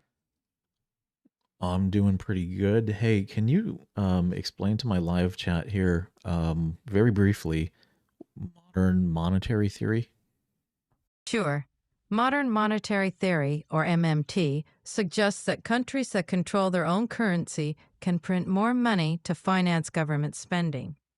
They argue that deficits aren't necessarily bad and that inflation is the main constraint on this money creation. MMT advocates believe governments should use fiscal policy to achieve full employment and social goals without worrying as much about budget deficits.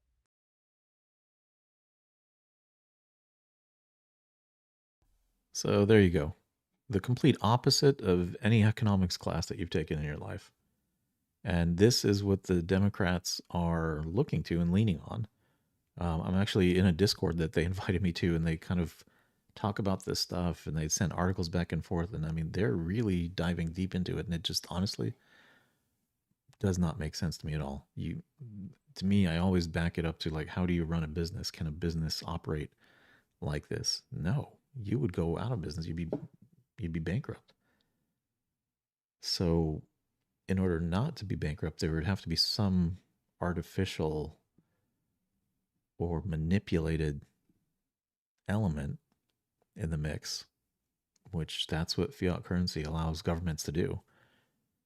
And then you have to think through, well, what part of the system is a choke point, or what's the weak link that might cause a domino effect, and the whole system can collapse at that point. Anyway, what's the 48 movement? I don't know.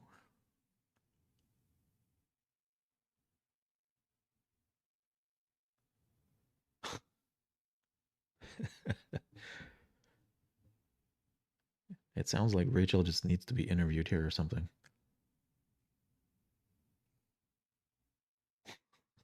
What is going on?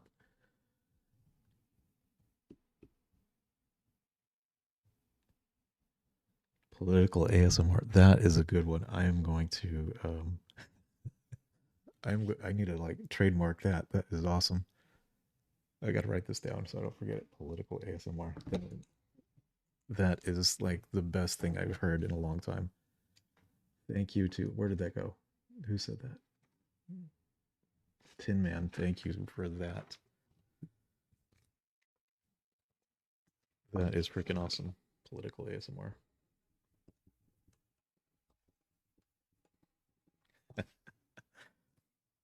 Unreal. Unreal. That's a good one. Dom says yes, interviewer. All right, Rachel. Open discussion. You know they hate you. Nobody hates you. They're just poking fun. Yeah, Victor, political ASMR. I mean, that's I'm adding that to my bio. Like that's gonna be my bio pretty soon. I'll be I gotta update that everywhere, all my socials. Jeez, that is so freaking good. I mean, I'm probably gonna I put that in my bio. I'm probably gonna get like a bunch of subs just for that. So thank you for that, political ASMR. Because people are gonna look through like, oh, ASMR, let me find something, and they're gonna be like, oh, wait, political ASMR. That's new. I gotta get it on that.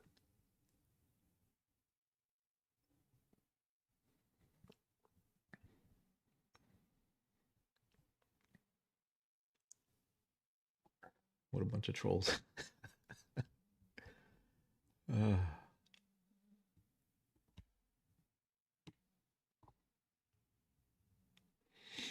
so Scripters says you said that Trump would win big. Who's laughing? Hey guys, give me some likes if you don't mind on the live stream here. Oh, I said that like we dropped like 200 viewers, but the last go around I got some good ones, and it's helped quite a bit in getting the distribution out there. So I'd appreciate it, guys. Scanning the chat again here.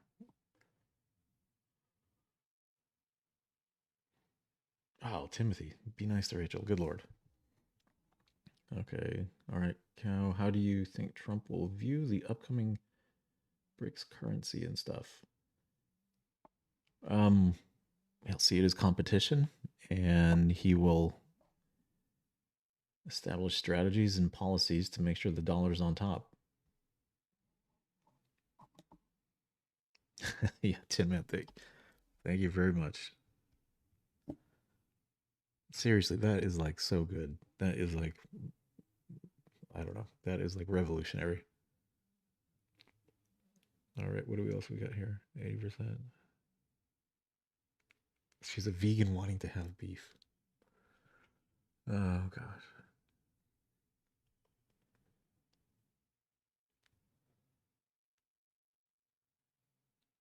It's America. Another vegan teacher.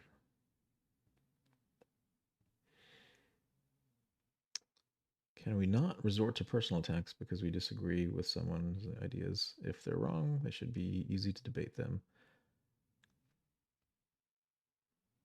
Yeah. I agree with your point, Victor. Why should I cook for other people? What do you mean my call to action?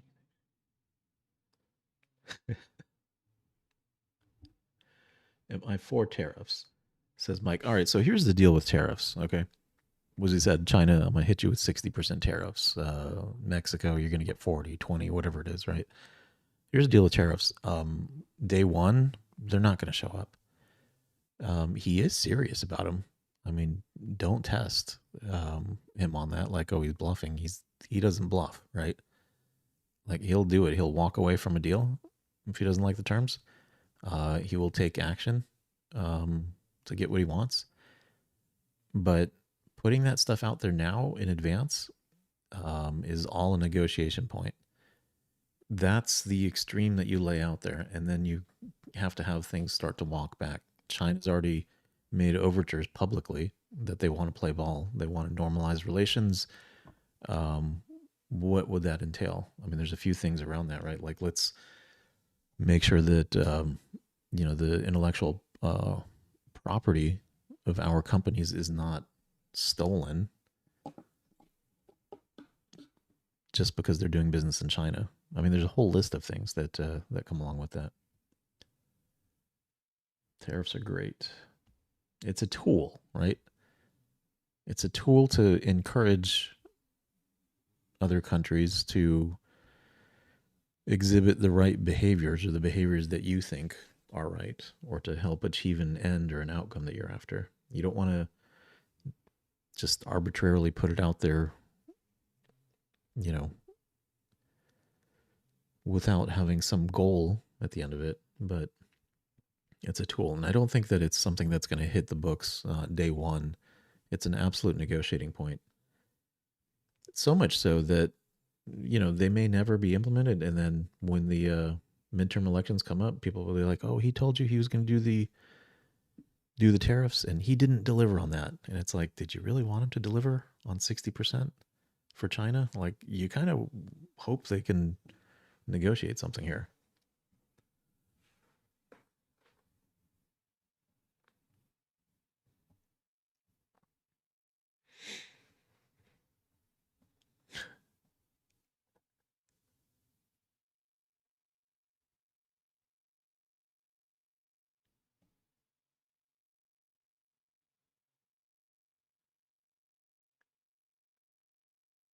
Trump's a great negotiator. He brought the U.S. a lot of respect geopolitically. Yep. And if you need a demonstration of his respect, it's the items that I kind of walk through: Mexico, Russia, Saudi Arabia, Qatar, China. All these countries immediately give clear indications like, hey, we'll come to the table. Let's be partners, not adversaries, right? I mean, that speaks to, the quality of his character and his capabilities as a leader, that they come to the table like that. People keep forgetting there's a businessman before politician. Yeah, Chris, absolutely right. That's 100% right. As real tariffs are also to protect domestic businesses. Yep. Yeah. So, I mean, they do it with agriculture, for a lot of things that are vital to national security. You do that with.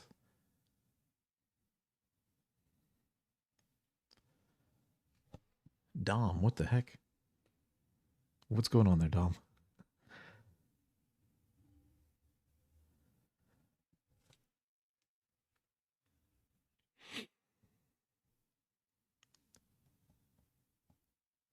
Thoughts on JD Vance as a right-wing politician? He seems personable, honest, like it. It's interesting. I didn't know who JD Vance was at all before he was nominated, and then the book It was like, oh yeah, he's that guy. He seems really sharp, has some core principles and values that he kind of falls back on. Because in any interview or situation that gets thrown at him, questions to kind of corner him or kind of catch him off guard, he has fundamental principles that he you know draws from in his daily life and to kind of guide him. That I think that's a good approach. And when you see that maybe something doesn't work anymore, you kind of shift, and he's transparent about that. So I think that he would be a very effective leader in this capacity, and I'm interested too because he's relatively young. How this sets him up in 4 years? Does this put him on a path? R. Kelly's nephew. Oh my gosh, what is going on?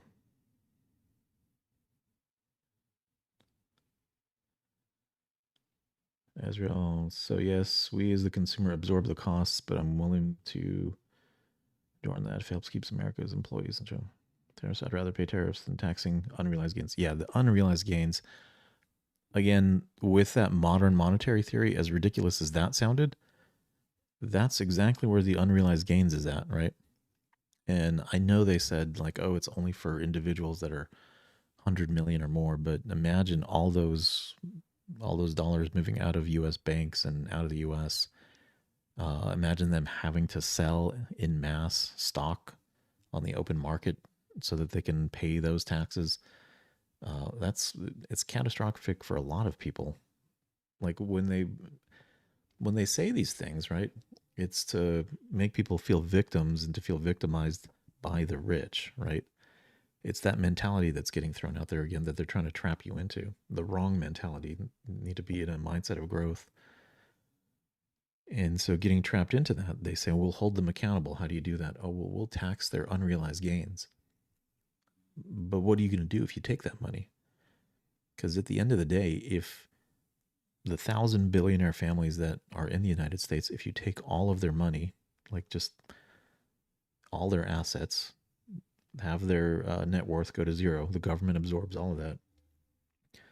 You can't even run the government for a full year. I'm not even sure if you can run it for a half a year. So when people say the problem with these liberal policies is that eventually you're going to run out of other people's money, that's a pretty clear example of it. So you say you're going to, hold them accountable. Like, what are you holding them accountable for exactly? How does that benefit me as an individual that you did that? Because a lot of this stuff is then just put into programs that actually feed into government contracts that go into a different billionaire's pocket who happen to give millions to the politician and in return gets billions in government contracts. Realistically, do you believe the USA can be fixed in this administration, or do we need another extra 4 years of Trump reign? Well, Trump's not going to have another 4 years. I think that I think we're unfortunately headed into a pretty fairly significant economic downturn coming up that might catch some people off guard.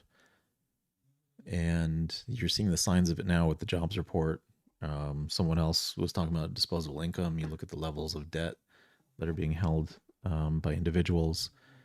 There's a lot of data points that point to the system overall is, things are not at a point where you'd want them to be, and they're strained. The system is strained just because of where people are at due to inflation. And so then when the business cycle starts, the wheels start falling off, that's a really bad combo to have potential, high inflation that wage growth hasn't matched up with. And then you have a downturn on top of that. This will be like another level, a completely different kind of downturn than we've experienced. I couldn't even tell you since when. So I hope that it's not as deep as some forecasts have projected. I don't know exactly what the right answers are, but I know it's the wrong answer to increase taxes on people at this time. I do think the right answer is to pare government spending. And you think about that, like, do all of the programs the government funded, do they really all achieve the end outcomes that they're after? No. I mean, that's why you need the efficiency office to divest from those programs that aren't working and redirect those funds or give those funds back to people as, as not taking tax from them. What's your take on Musk as an appointed member of the cabinet? I think it's a remarkable idea. So you look at what he did with Twitter and now the X platform. 80% of that organization disappeared. And it's not just people, but all the assets. I mean, they had duplicate data centers that they didn't need. And I mean, those things are hundreds of millions of dollars, right, for these social media companies. They had so many assets that they didn't need. And when you don't need a data center, there's a lot of jobs tied to that, unfortunately. But he only needed to keep like 20% of the resources of that company. And he's done a very nice job of continuously adding new features and releases to it. I think the platform works a lot better now. It's much more fluid. That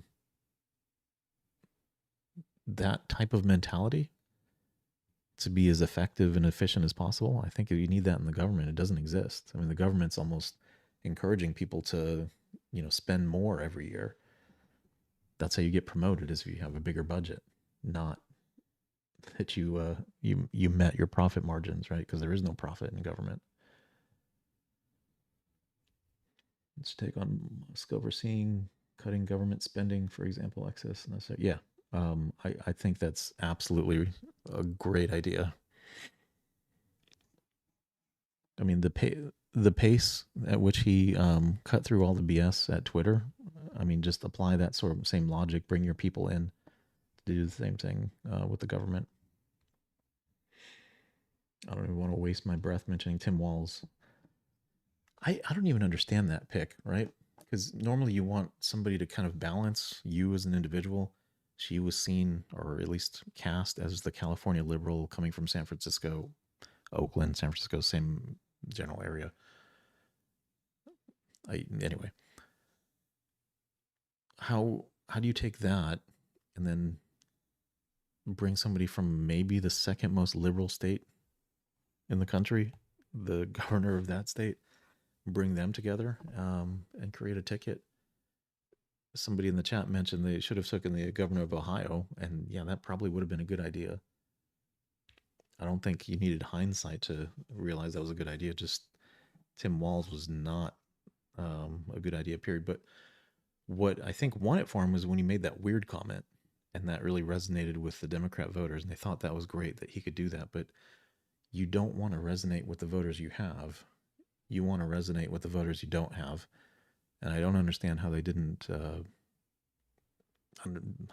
understand that basic principle. But in all honesty, not that it would have made a difference.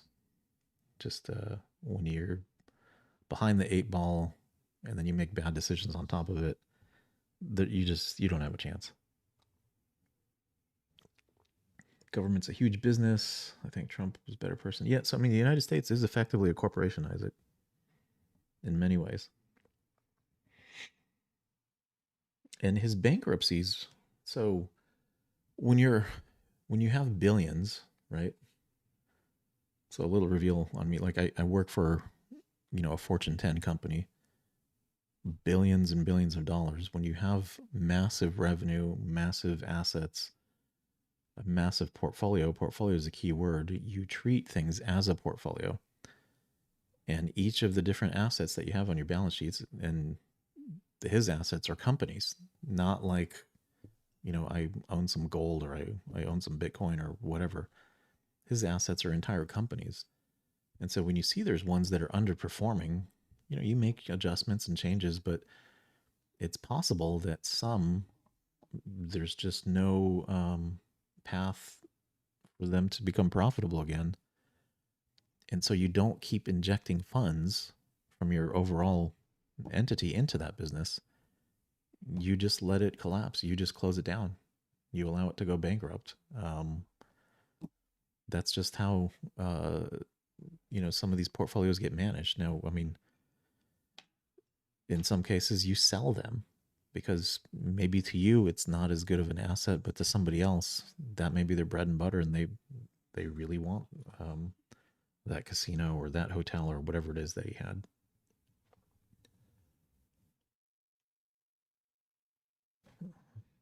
Let's see what else we got here.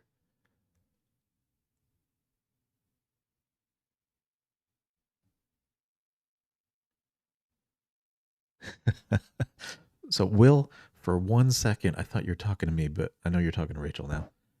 Which the line was, I can teach you how to talk to people with respect, and maybe one day they'll cook for you. Man, this is endless.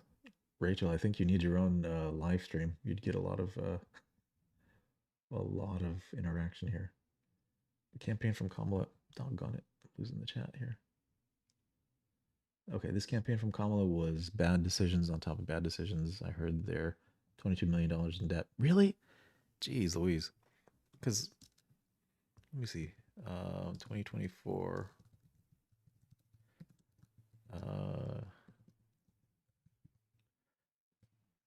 Campaign fund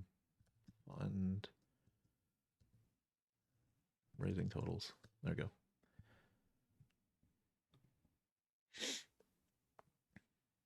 Okay. Let's see.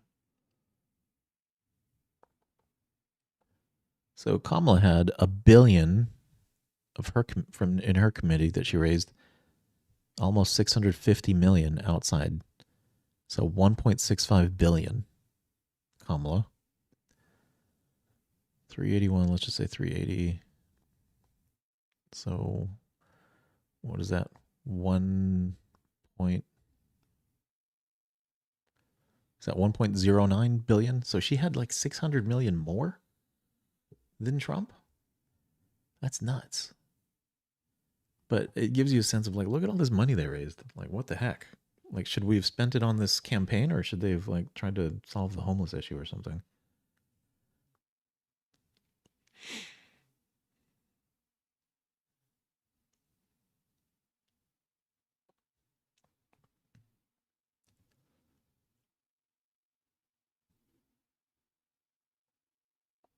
Do we know what happened to the 16 million voters in this election? So no, and this is the image that's been going around quite a bit on that. But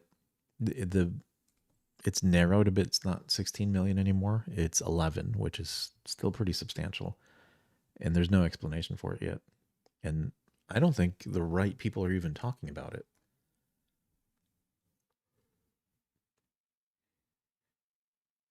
Will's being a pansy. Be nice to Will, guys. Come on. We got to fight for the missing children. Yes, Casey, always. Wait, which missing children are you talking about?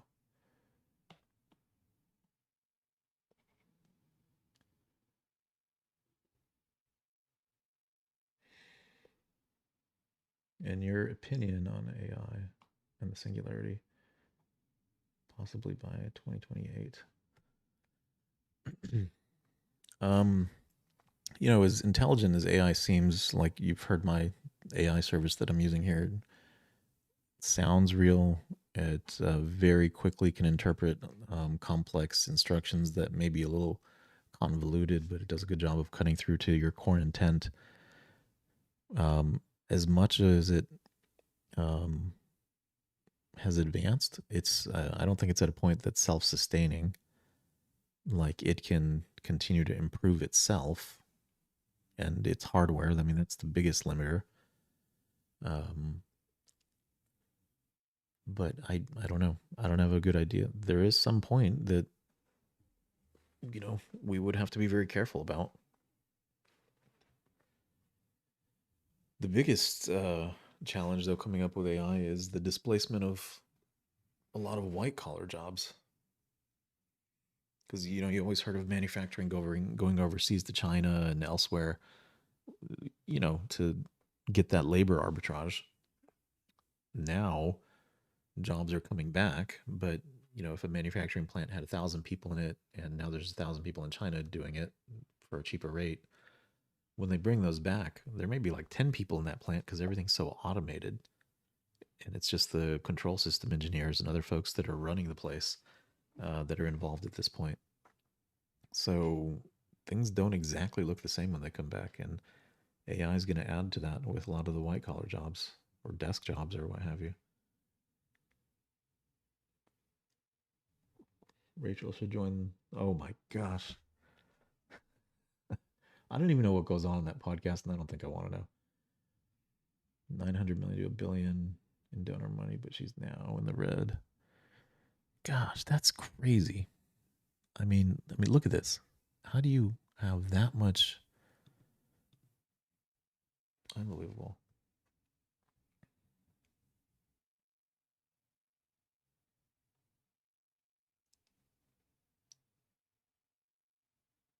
As someone who works and develops AI, it ain't doing anything because we don't have real AI.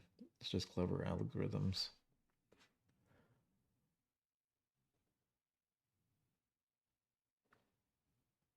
Yeah. Yeah. I don't know. Yeah, I don't know at what point we'd reach. Yeah,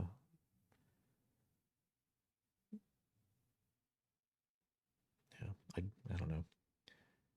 Every single ad I saw was for Kamala.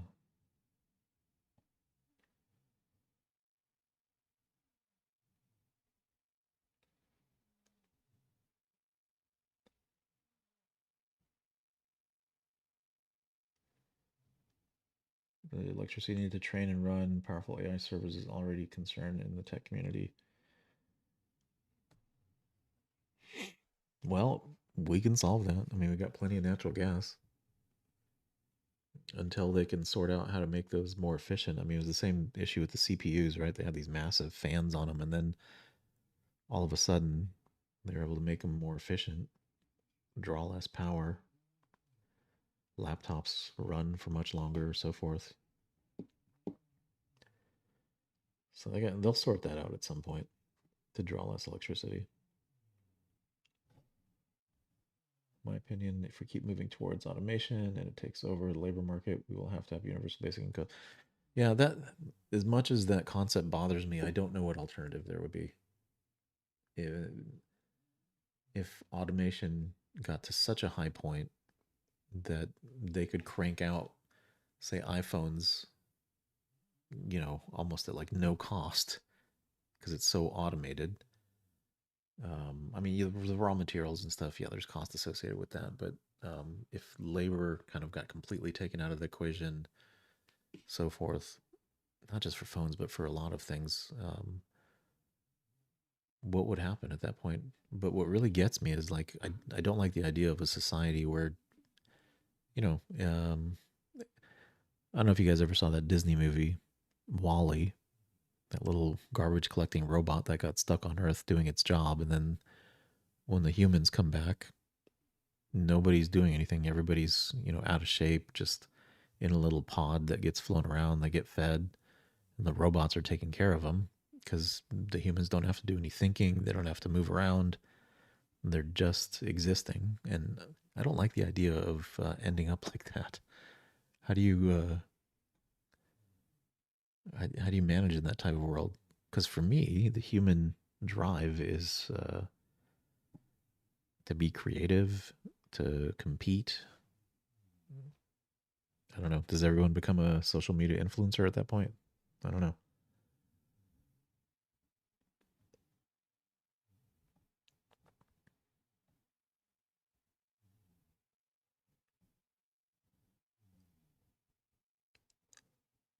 This is like political ASMR, says my name.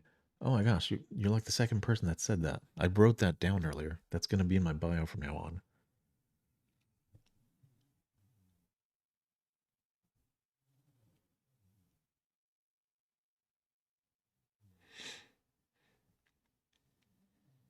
KC miners, oil rigs.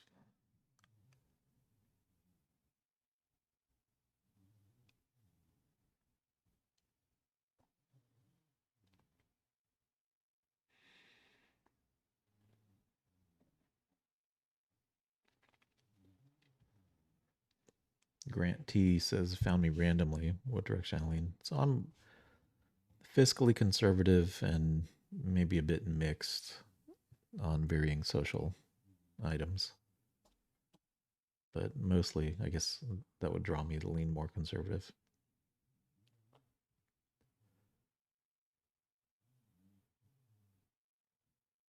But I don't fault anyone for not sharing my viewpoints, and that's perfectly fine. Just clever algorithms developing a parabolic. Yeah, it does feel parabolic. And the amount of investment that's going into it is going to drive it to accelerate even more.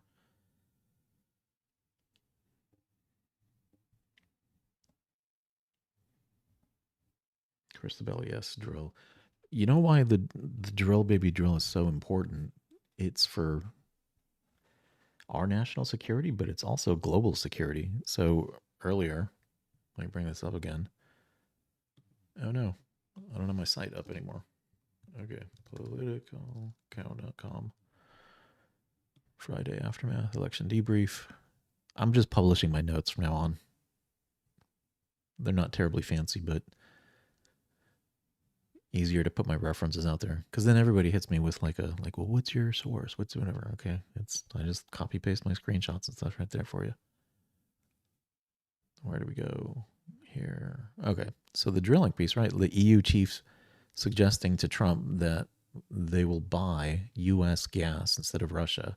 So all the LNG growth plans and stuff, if that accelerates and we start supplying more of the world with liquefied natural gas, because we have a ton of it, like unreal amount of natural gas and just oil resources, the world will be much more secure. We'll be in a stronger position.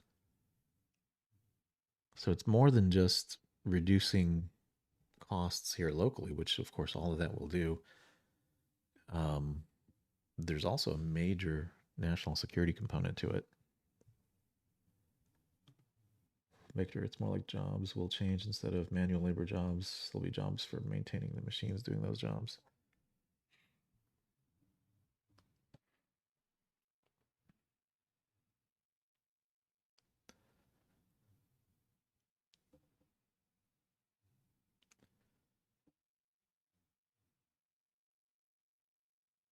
Yeah, Van Shaj, and I hope I'm saying your name right. I take the leap when the machines start taking care of themselves. I don't know when that is. It's probably very far off, but when people start talking about that universal basic income concept, it's when the machines are self-sufficient. That's the part that I can't resolve in my mind, and I try not to. And I just focus on what's going on right now in front of us. Let's see what else we got. Oh.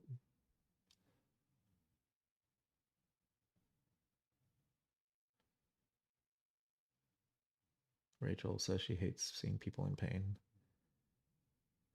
I don't think anyone enjoys seeing someone in pain. It's more of a question of how we help them, right? Give them a fish, teach them the fish, all those types of things, right?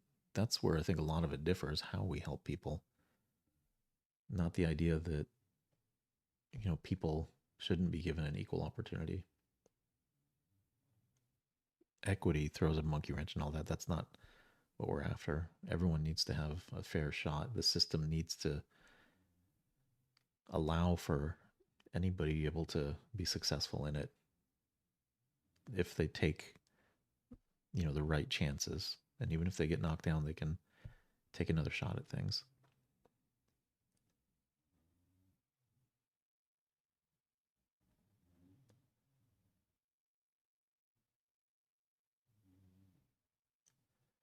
Y'all know I've just been messing the time. I mean, no harm. All good, Rachel. I'm just logical. The state of politics has become nonsense. Yeah, Spencer, that stuff, well, it's going to come to an end. Trump's going to put that to an end. So I'm not going to dive too deep in it. Title IX will get put back in place as it should be.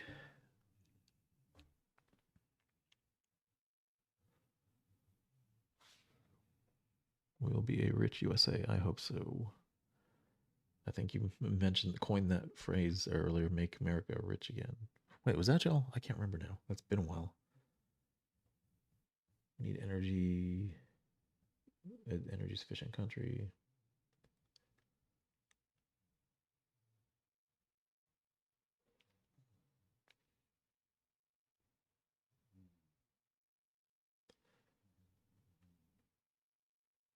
Understand them more. No offense, just a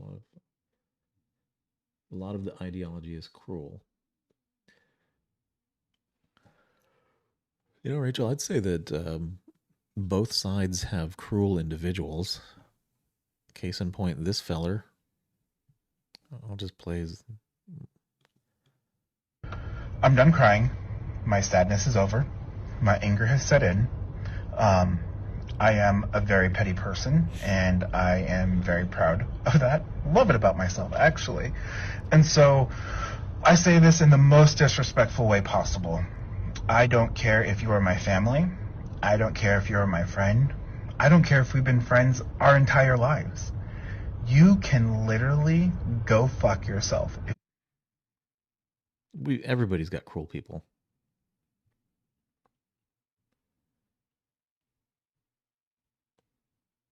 So, entering into the discussion of who's got the more cruel individuals on their side, I don't know if that's a winning discussion.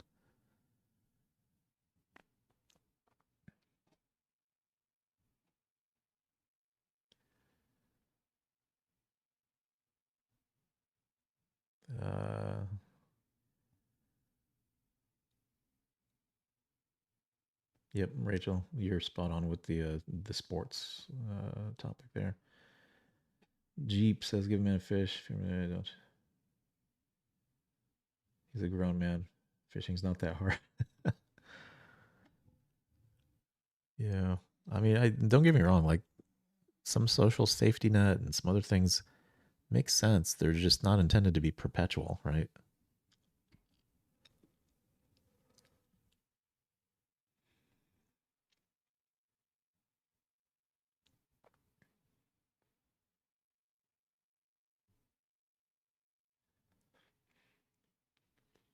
Yeah, so Vinej, let me show you this.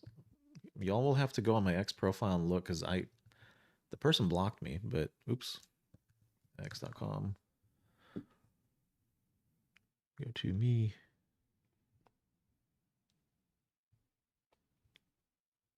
Where do we go here?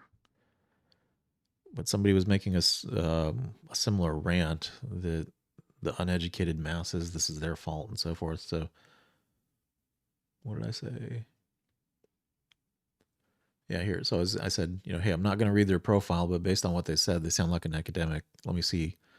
And as I click through, wouldn't you know it? Oh, I'm a professor at whatever university. It's like, okay, there you go. For whatever reason, there's like a stereotypical disdain for uneducated, as they term it. But I unfortunately can't show you what they wrote because I've been blocked. So y'all will have to go on my account and see for yourself who that is.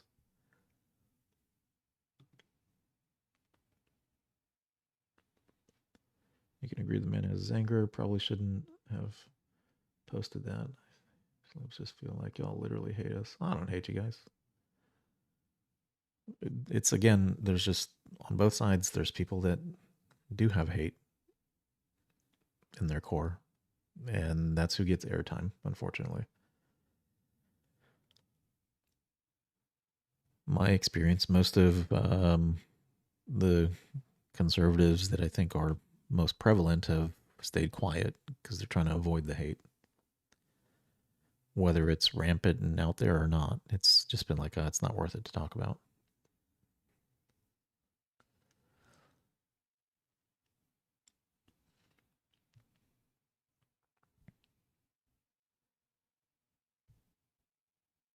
That'd be interesting.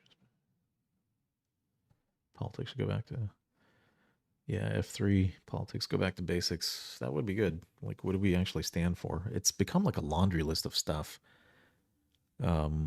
Either candidate, you go to Kamala's site once she did put policies out there, as well as Trump's Agenda 47. That's his thing, Agenda 47, not the 2025 thing. But both of them have like this laundry list of stuff, which, you know, might be good ideas for their constituents, whatever. The basics are what I'm after. What are the principles that somebody stands on? And sometimes it's hard to kind of go down that path because you start having more like philosophical, not really grounded in reality or practical discussions. And that, you know, people feel disconnected from that. And then you have that professor type scenario where somebody might be talking over you or whatever. Lately, Anna from TYT's driving me nuts. I don't know if you know her. I always like the show. Yeah, it's driving you nuts, but I think it's actually like there's more people that are starting to feel that way. And it's not that her opinions are changing, it's that she's getting left behind as the spectrum is moving further to the left. And so then she's getting called out, and it's like, guys, my views haven't changed for my whole life. What's going on? Also, state governments in my country give way too many freebies in order to garner votes. Oh, yeah, yeah. So I guess you're not in the States.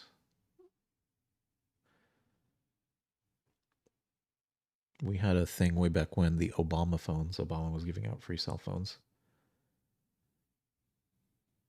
That was a fun one that everyone poked fun at. I've been a Democrat my whole life. Hated Trump. And then I finally listened to what he had to say. And it made a lot of sense. That's spooky. Dom, the few times I've been to Texas, I've seen plenty who open carry. It actually makes me feel safer knowing that anything goes wrong. Yeah, you know what, Dom? Like, people don't mess around. Like, don't do road rage stuff. That's not gonna work. I'm in Texas right now.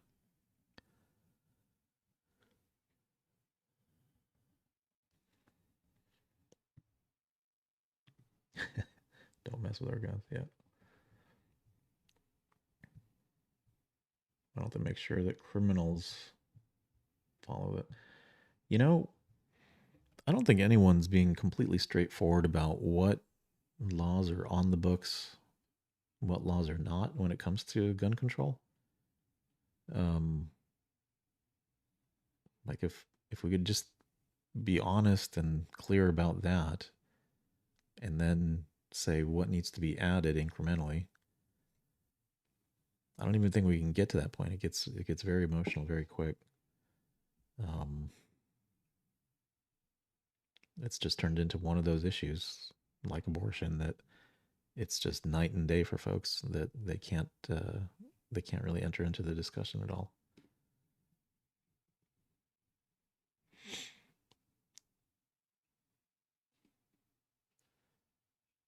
Yeah, Dom, the criminal aspect of it. I mean, there's so much out there that, you know, it's not under control. And I saw a documentary where people are cranking out like 3D printed ones now, if you can imagine. Like no serial number, nothing, just 3D printed ones that are fully operational. It's the craziest thing I've seen. Do you mind answering my question from a little bit ago? Curious what your take on it. Oops. Victor, the screen flips on me sometimes and I miss. Let's see if I can scroll up and find Victor's question. Honestly, though, with the age of information, is it honest to use college is the only metric for who's educated? No, it's not. It's absolutely not. I don't think it ever was a sufficient metric. I mean, a number of years ago, well, let me ask my AI. The CEO of Kellogg in years past, I don't know if the gentleman actually graduated high school.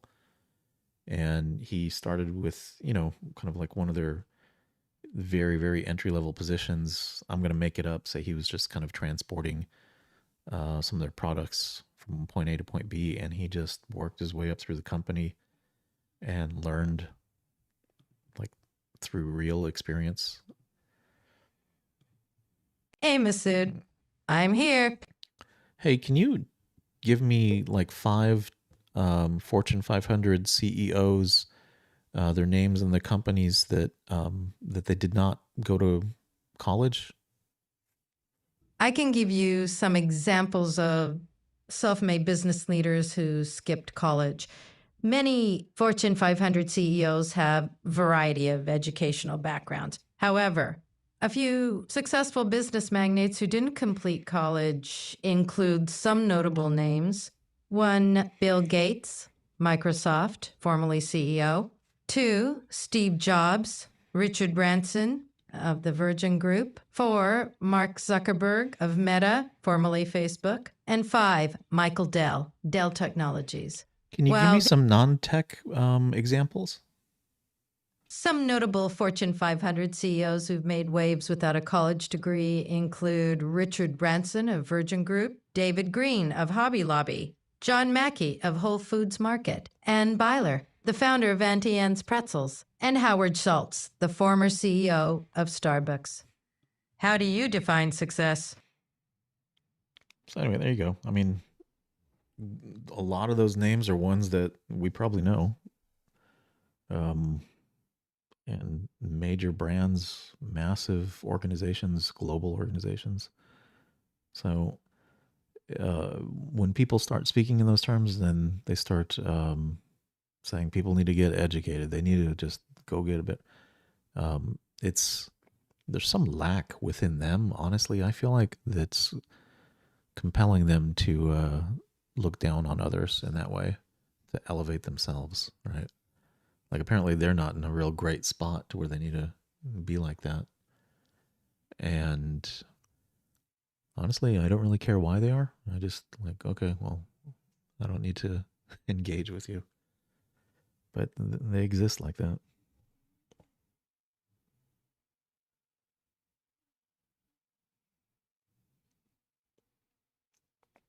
Can you change your background? It's hard to see the chat on top. Oh, shoot.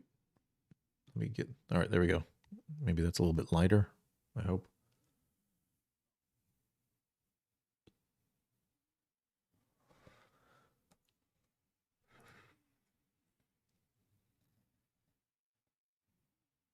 And they throw another ad up there too. As soon as I get on that page, they throw an ad up.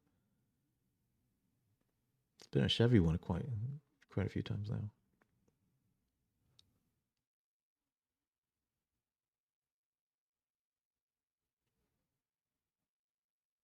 How do I feel about constant changing of political paradigm in America and leadership that affects Americans' ability to be a reliable business partner and lead internationally?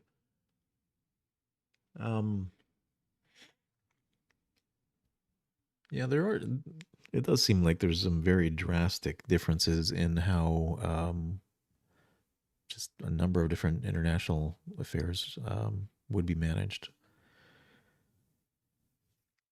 I don't know. That's a challenging one because I mean you see the reaction now. A lot of global leaders are, have their olive branches out, just kind of like, hey, let's be partners. Let's come together on this, right? There's that reaction, and this is my opinion, right? That when Biden was there, those overtures weren't happening, and there was a sense that, hey, maybe we can get a little more out of the United States. Let every person be subject to higher authorities. God. Yep, John, with you on that.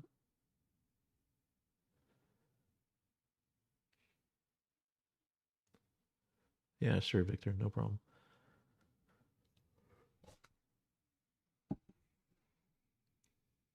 I'm stressed out. I live in Canada, and if you see someone slap a kid, the cops can't take them.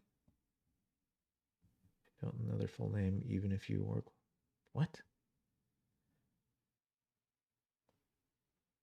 You have to know their name?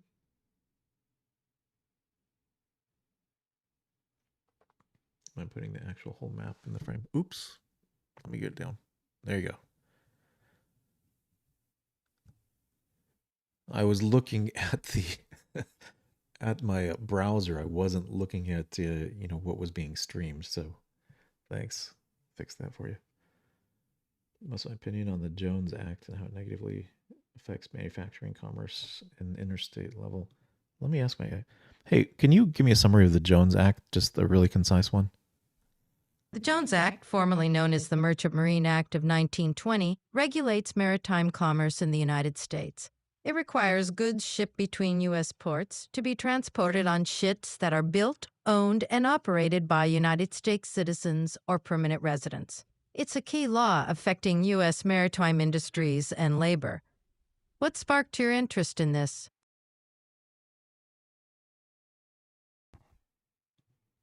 So it's centered around the requirement of American assets being used to transport between American ports. Where did that question go? What's your opinion on the Jones Act if it negatively affects manufacturing, commerce, and interstate level? Based on the description I was given, I don't think it does.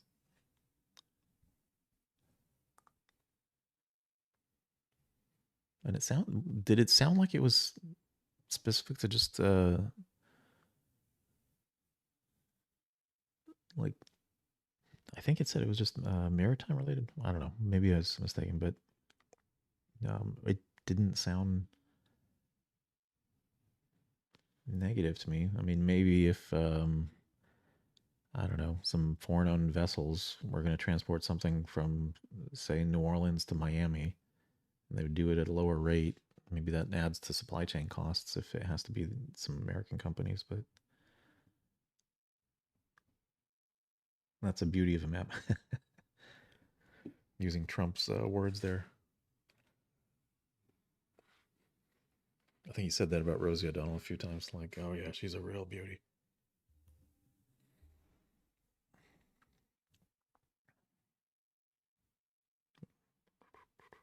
Have I ever heard of the Bible? Get into heaven. I have not heard of that, Rachel.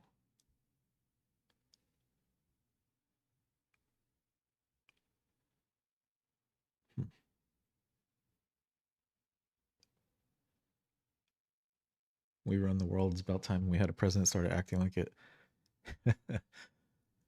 Yeah, there's a bit of like unapologetic, um, I don't know, quality to Trump in that regard. Like, hey guys, let's not mess around. We run this show. This is how it's going to be. Maybe that's needed. Too many people and things have gotten off track. Maybe you do need somebody to kind of put things back in their place. I only care about the majority, not the special few who got lucky. I missed that question, I guess.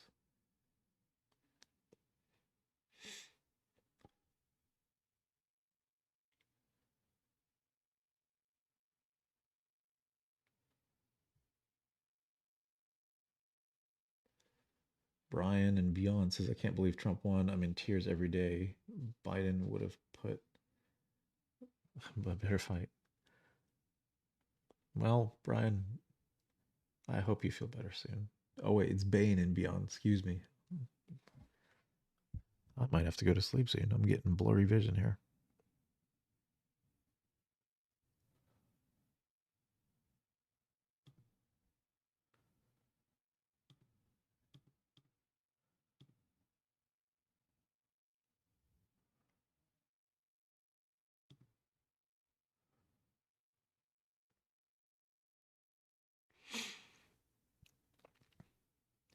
Earlier I was on a different account, and so I didn't have my full menu. So I thought I was hiding a few comments that I thought were not very savory, but I was just blocking them for that account.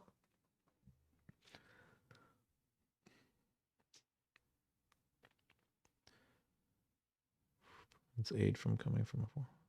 Jones Act prevents aid from coming from a foreign port. Deeply impacts Hawaii. Oh, I see. Okay. For those types of scenarios. Well, that's unusual. I guess that should be addressed.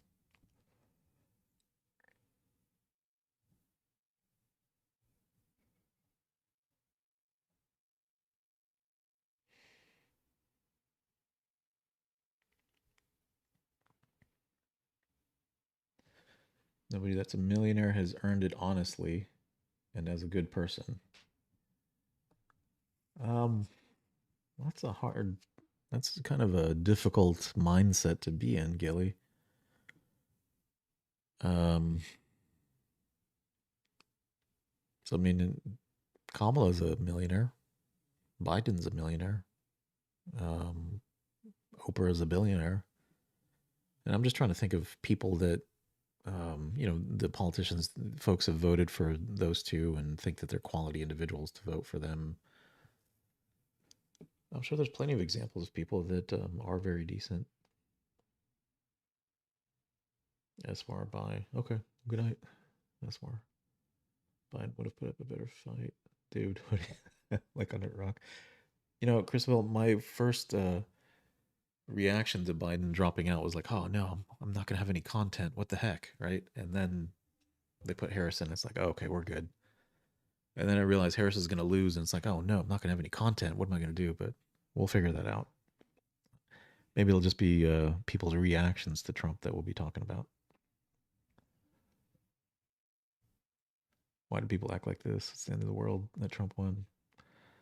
It's, I think it's a encouraged and normalized behavior from the leadership, and it's like this is the appropriate way to respond in this circumstance, and it's been something that's been taught over time, to where if you don't have an extreme reaction like that, you're almost questioned in some way, like, what's wrong with you? Like, why doesn't this matter to you more? I don't know. I mean, there's a lot of circumstances where that type of thing, is culturally, there might be a thing that's driving that. I couldn't put my finger on it though, because I don't know.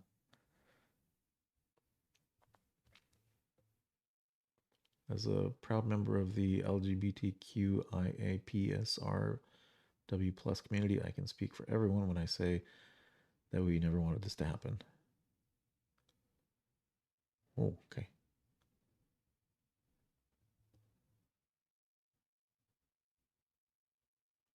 Victor says plenty of honest, hardworking first-generation entrepreneurs who have made it. And I don't even care about the folks that like inherited it. It's like, okay, whatever. Like, there's ones that are useless, and unfortunately, they're gonna the wealth will end with them for their lineage. It dies with them, but that's life.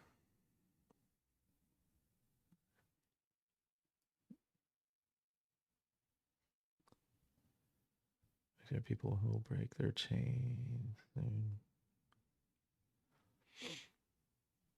Some people are so easily persuaded by the media.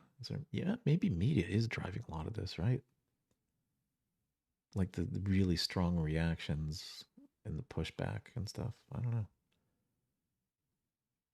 Plenty of Christian millionaires. Yeah.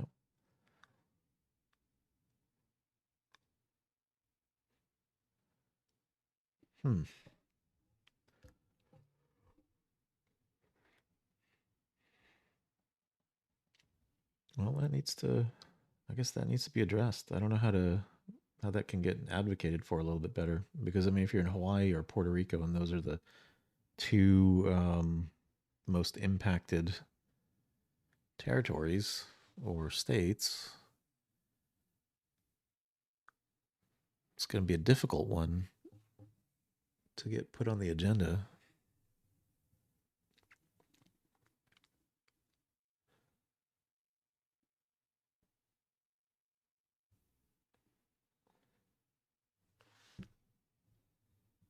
Are you kidding? Donald provided plenty of content. Remember when he pushed? Oh yeah, that's right. That's right. Yeah. Yeah, that's true. And at this point too, being his second term, he's not going to hold anything back. Although I don't think he ever does. What's wrong with having money? Yeah, Dom, that's the thing, right? Like, it's the Democrat thing right now to be critical of those that are rich, hold them accountable, tax their unrealized gains, so forth. And at some point, it's like, who gets to define what rich is? And immediately now they say it's 400,000 or more. But keep in mind, when Biden was asked this question first, he said 200,000. And people started to be like, whoa, hold on a second, what's up with that? And then he doubled it, which to me, it's like, that's so arbitrary. It's not a real, like, what really defines that? So if it's 400,000 today, what's to say it won't go to 2 or then to 1 at some point in the future?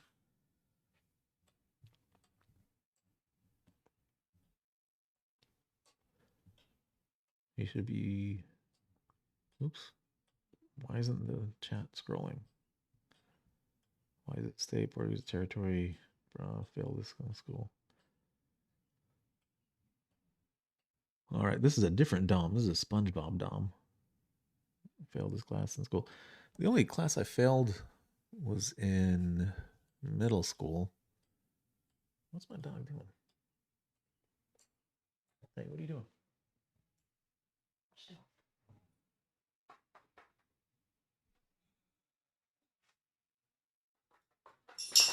Hey, what are you doing? You have to stretch? Okay. Anyway, it was like a, I don't know, like a wood shop kind of class. Yeah, it's because we just goofed off. Uh-oh. All right, guys, chat amongst yourselves. I have to take my dog out, so I will be right back.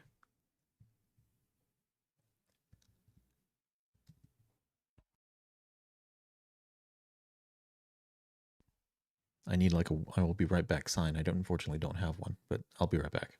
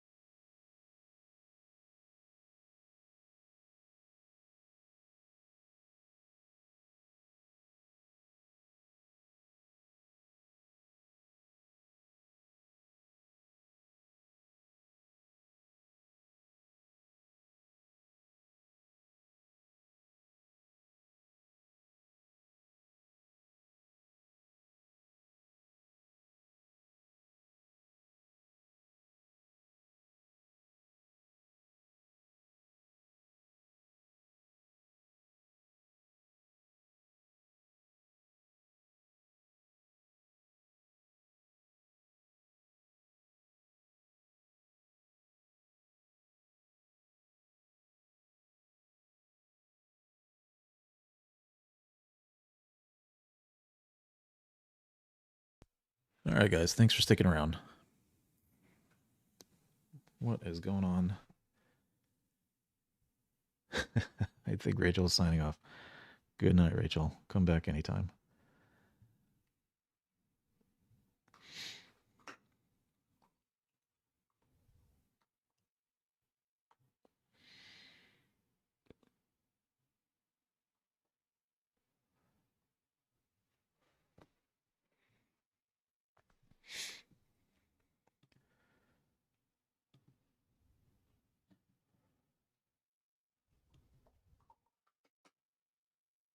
Let's see what's trending right now out there. I don't know if you hear my dog biting their treat. Loudest crunches I've heard all day. Oh my goodness. Very loud. Holy cow.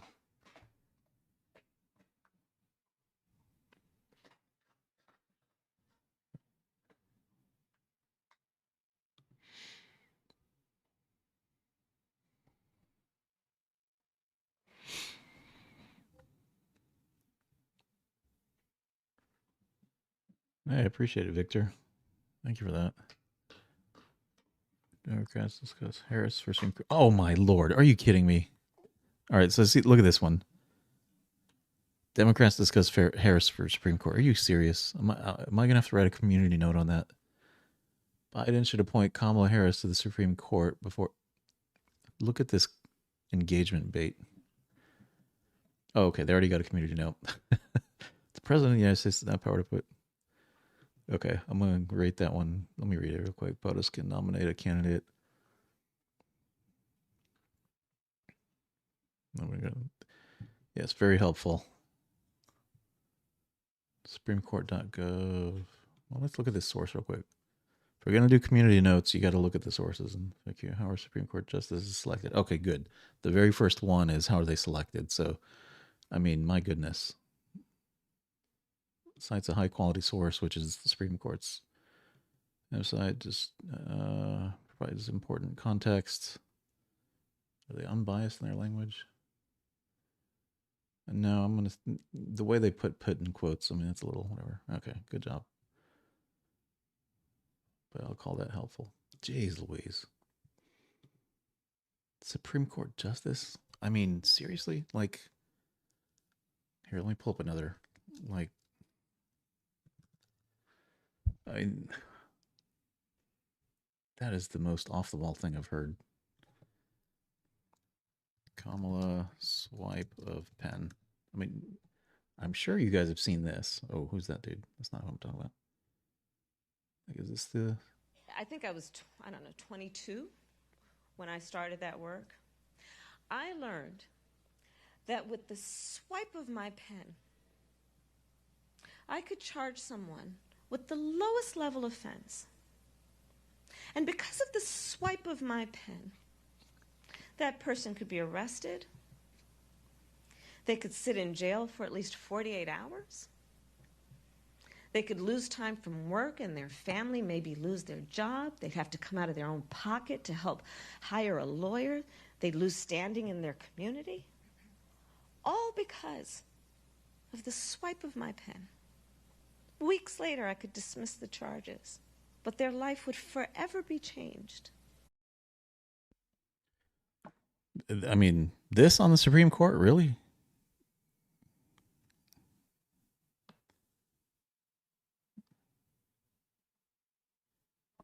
Skipping the podium. So, John, you want to see Biden skipping the podium? Let's check this out. We got him over here. Hey.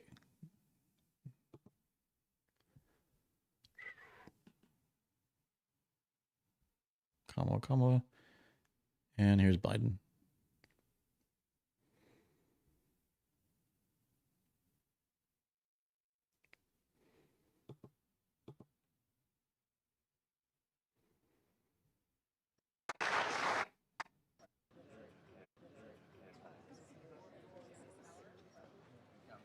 You know what he's going to do, his little skip jog thing. Oh, there we go. Boom. He only had one step in him today. On this day, I guess. Good morning. Good morning. Good morning. I'm gonna skip to the end because when he closes, he backs off the mic and then he points at somebody that's not really there in the distance. That's one of my favorite moves. All right, here, let's watch him. This never gets old to me. Say hello. Do I see someone in distance? You, right there. It's like, who's he pointing to? Oh. Oh boy. All right, guys. I'm losing steam. I appreciate everybody that's joined in. Hey, I'm gonna give it another 30 seconds. Help me out a little bit. Give the live some likes. I think this is awesome. 460 people right now. We jumped up quite a bit higher earlier. I appreciate everybody for tuning in.